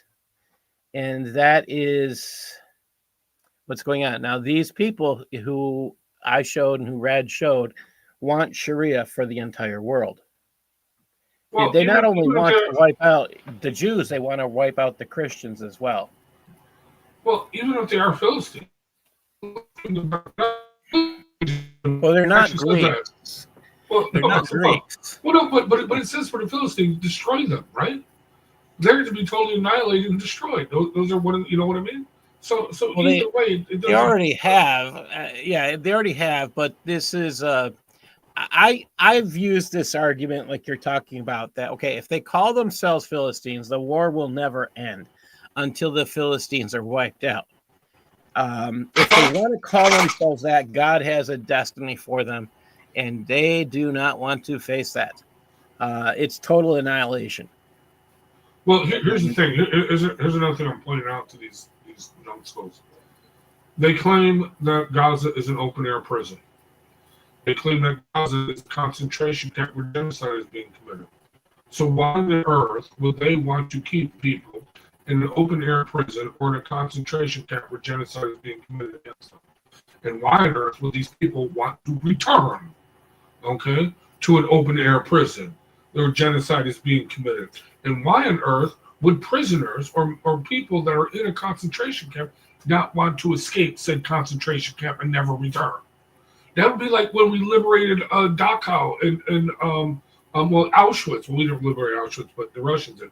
Dachau, Auschwitz, Buchenwald, all these concentration camps. Did we sit there and say, no, you got to stay here, folks. You can't leave. This is your homeland. You know what I mean? No. Fed them a little bit by little bit till they were able to walk and support. And they got the hell out. And they got out, and they never. Mm-hmm. I would be willing to bet 99% of them never returned. Exactly. Some have returned for ceremonial purposes. Yeah. But no, but this is what they want for these people. I'm like, what is wrong with you? Why is this so important to you? Why are you living in the West? Oh, and here's another thing, dude. If you ever hear any American Muslim, okay, talking about how the Jews are living on occupied land, or how they are occupiers, you tell them first you tell them they better find out where they live in the area, and then go look up the tribes and say you better give a land blessing to these tribes because you live on occupied land, and you better pray that these Native Americans do not rise up. No, seriously, would the Native Americans be justified then? Is your blood halal to them? That they would raise up? That is a claim they have been using here. That's why the leftists and the Muslims get along. Nicodemus, you have something to share? Yeah, it's just the old Breitbart art summarizing how things will end with the kind of peace that they bring to the world, Islam and Muslims. I mean, you know, when there's nobody else left to genocide, they'll just the last Muslim would try to genocide himself. Stuff. So. It's an unfortunate fact because if you actually read Sharia like we're doing, you will find that the goal is they want to eliminate all non-Muslims, and when they do that, they will be left to themselves. And now you have to have the Shiites kill off the Sunnis, kill off the Ahmadis, kill off, and they're already killing each other off more than they are the Christians and the Jews. There has never been peace in an Islamic land. The first 4 caliphs were executed by their own people. So, I mean, yeah. If you look at the only one that led Islam, if he ever existed, that didn't get killed by his own people is Muhammad. Muhammad was killed by a Jewish woman after he raped her, after killing her brothers and her father. And that's quite a horrid statement. Now, this is the best man that they have. This is the example that they have. And if, again, they claim, this is the Islamic claim of Muslims, they would rather have rid of wars than jihad. Rid of wars are for the purification of Islam. So you're eliminating other hypocrites, other Muslims who don't believe what they believe. So if you actually study the history of India and Pakistan, you will find large swaths during the time the Britons were there. And they'll talk about, going back to the early 1900s, 1800s, they're talking about how one Muslim group would call another Muslim group heretics or hypocrites. And then one would call for a hijra, the one that's calling the other one. So the Muslims in the group that could accept that, okay, the guy they're following is a heretic, they run to the other group, and then they commit an act of jihad or they commit the writ of war, eliminating the other group. So this has been going on for centuries, people. And that's just a small example. Real quick on that, to enforce that. Actually, Jay Doc Apologetics reminded me of this on accident. He said, "Do you remember the video? Okay, that we watched. Okay, this is ISIS and the Syrian freedom fighters, not the Syrian army, but the Syrian freedom fighters. So ISIS and they were on the same radio frequency, and they were going back and forth. Yeah, no, they were going back and forth, shit talking each other. Okay, and the dude from the Syrian forces says, "Why don't you go to Israel and fight the Jews and free Palestine? Why are you killing Muslims here when we are trying to free ourselves from Assad?" And the response from the ISIS fighter was, "Don't you know that killing the mushrikeen, killing the hypocrites?" He actually said this takes precedent over killing the kuffar or Jews. Yes. So in their mind, first you got to kill all the heretics, the mushrikeen, those that do not believe in your specific Al-Qaeda or Islam or dawah or whatever, and then you go on to kill. No. So that's why I'm like, why do we stop them from doing this? Let them do it. So the mushrikeen would be us. So they're talking about killing. That would be us. That would be. Oh yeah, no, my niece. Killing the I can't pronounce it. So what they're trying to do is eliminate, again, the writ of war is what they want first, the killing of the hypocrites. The people they don't believe as they do. This is one of the reasons why Saudi Arabia and UAE have eliminated the Muslim Brotherhood.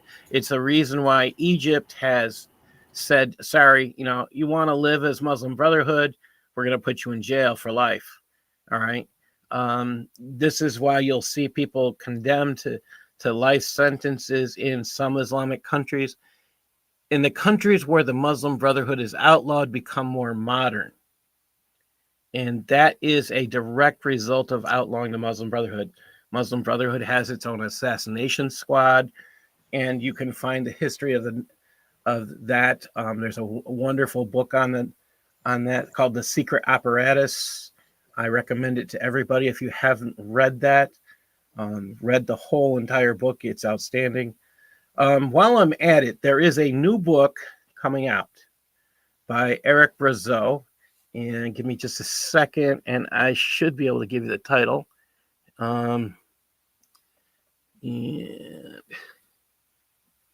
Just a second. Now I have to go back and find it. Look for Eric Brazeau on.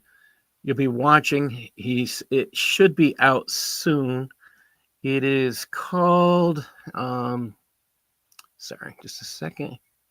It is called Islam Fuels America. It is called Islam Fuels Islamophobia Paradox. And I think this is going to be a good book. It's, again, Eric is in Canada, and I think this is a book that should be read and shared with as many liberals as you can find. The way it's written, it's hard to understand where exactly Eric Brazeau stands. That's done intentionally. I know Eric, he's a good friend, and I will say this is something we should all be looking at. If they're going to legalize Islam, they're going to make Islamophobia illegal in Canada. We're going to start seeing a bunch of Canadians move to America because they're no longer allowed to speak freely. Their free speech is going to land them in jail. That's a guarantee. I live near the Canadian border. In fact, the Canadian border is Lake Ontario. I live right on Lake Ontario. So that means the Canadians will be racing over here because should they say the truth about Islam, should they read the Quran out loud, they will be charged with Islamophobia. But the Muslims can read it out loud and they will not be charged. That's what's going to be happening in the near future. Quick question. Is Lake Ontario part of the Great Lakes, or is it separate? Lake what? Well, Lake Ontario. Yes, it's one of the Great Lakes. Yeah. It is? Okay, okay. Yeah. Right, cool. Where they're all connected. Yeah. So yeah, this is it's what 100 miles across, somewhere around there. It's huge. That's all I can say. Couple hours to go across, 3 or 4 hours. Yeah. From here to Toronto, and I'm in Rochester. So yeah, it's a scare for me. I've been fighting against this since I think 2016 or 2015. I was going over and speaking against this motion, the motion they had to create Islamophobia law with this idiot Trudeau, the Islama fascist man in charge. Let's put it as he is like Biden. He's not too bright, and he's as left-leaning as they come. Is he brain dead? No, he's just as stupid as they come. Stupid and useful idiot. So be careful. My friend Canadians, I'm asking you to pray for your country, because unless you change the government, which people don't know, Canadians do not vote for their leader. They vote for the parliament, and the parliament changes the leader. They don't have a constitution like the United States does. They have a document that is not a constitution, and it's created not... It's a mess. Let me just put it that way. It's a mess.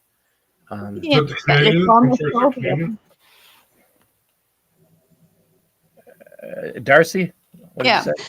That Islamophobia thing is why David Wood is banned from Canada as well. He said that on M103 broadcast. So. When I go over there, I never tell them. I mean, I'm usually going to visit somebody, so that's exactly what I'm telling them. I'm telling them I'm going to visit somebody, and if I do something while I'm there visiting someone, great.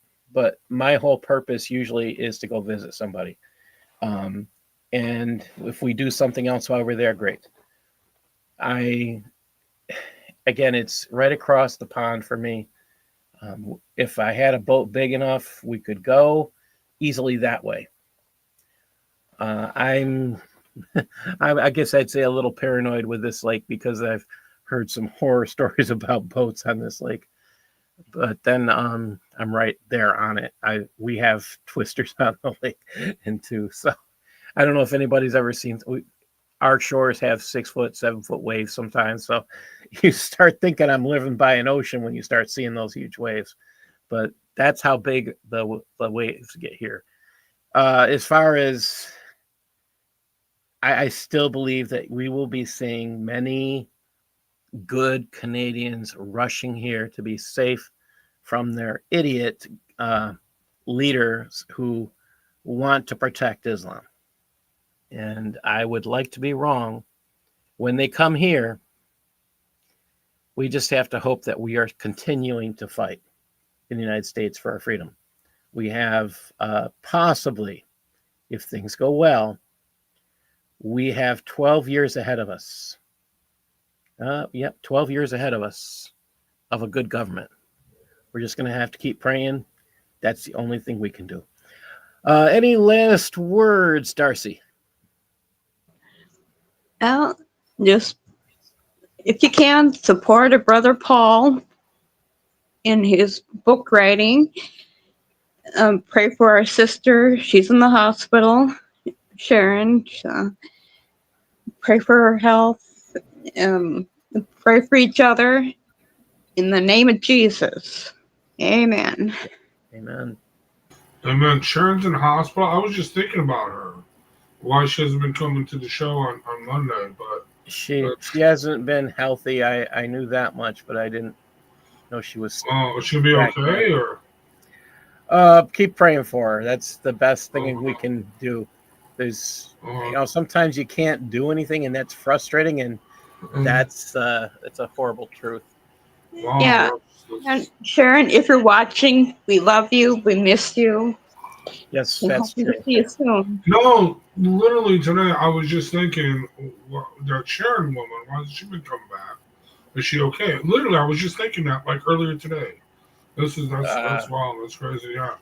Anyway, she's a blessing. So we're hoping to see her soon. Brad, any last words? Yeah. So stay away from Islam. Just like actually, if you had a choice between doing fentanyl and Islam, do the fentanyl. I'm just saying, kids. Okay, be better for you. Okay, be quicker in the end, and you whatever. But no. So actually, I'm hoping out with Canada. I'm hoping still to make it the 51st state. So we'll see. We got it's a good possibility. I think they'll split it into the provinces if they do that. Right, we'll have to break it up, but no. So Trump is not going to attend the big hockey playoff between the U.S. and Canada. The redo, yeah, the redo. Yeah. We already beat their butts. I don't know if anybody knows that J.D. Vance has given an initiative for the there was a playing. The United States got booed during the playing of the national anthem, so there is a huge incentive. Yeah, and 3 fights broke out. Yeah. I have to say, I watched the 3 fights. I have to say, I mean, the U.S. players gave as good as they got, but I have to say there was only two of the U.S. hockey players definitely got the short end of the stick on that one. But one U.S. hockey player did end up standing up and beating the crap out of the Canadian hockey player. That's American hockey right there. I'm just saying. But the best part is they won 3-1. You know what I mean? So let's hope they do that again, man, and just crush them. And it would be awesome though if Trump would be there and Trudeau would be there and Trump was like, Oh, Trudeau wouldn't show. Trudeau's not man enough to show. So that would never happen. Even if Trump showed, he wouldn't be man enough. But anyway, I'm still holding on hope on that one. Make the manifest destiny complete. But all right, that's all I got to say. Remember, stay away from Islam. If you can, check us out on Monday for the Dawah Wars series. It's going to be great. I just hope it'll be a fun show on Eric's show. But that's all I got to say. All right, God bless. Yeah, thank you. Nico, last words. I don't want to ruin us. Some good last words already. Just yeah. Just that this too shall come to pass. Matthew 24. Mm. Oh, if you've been watching, you found good reason to leave Islam. We're going to ask you to call the Straight Way of Grace Ministry and contact them. Ask them for to pray with you. I'm part of the Straight Way of Grace Ministry. I work with them. It is an outstanding ministry. I think you should join us on Saturday nights or to watch the videos that are up with Osama Dakdak. You're going to find some incredible truth there. If you're Muslim and you're still asking questions, go listen to the videos Osama's putting out. This is outstanding work. We've been going for a little bit longer than we usually do, so I'm just going to say good night, everybody. Wait, Paul. Yes. Paul, I hate to do this update. This is happening now. This is live. Okay. The actual game is right now. We were just talking about Canadian hockey team.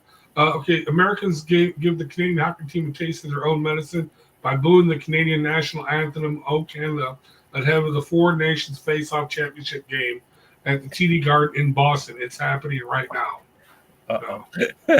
So we throwing down. Okay. We throwing down. They're in America now. Look out. All right. God bless everybody. And watch out, Canada. You're going to get your butts beat tonight. Goodbye.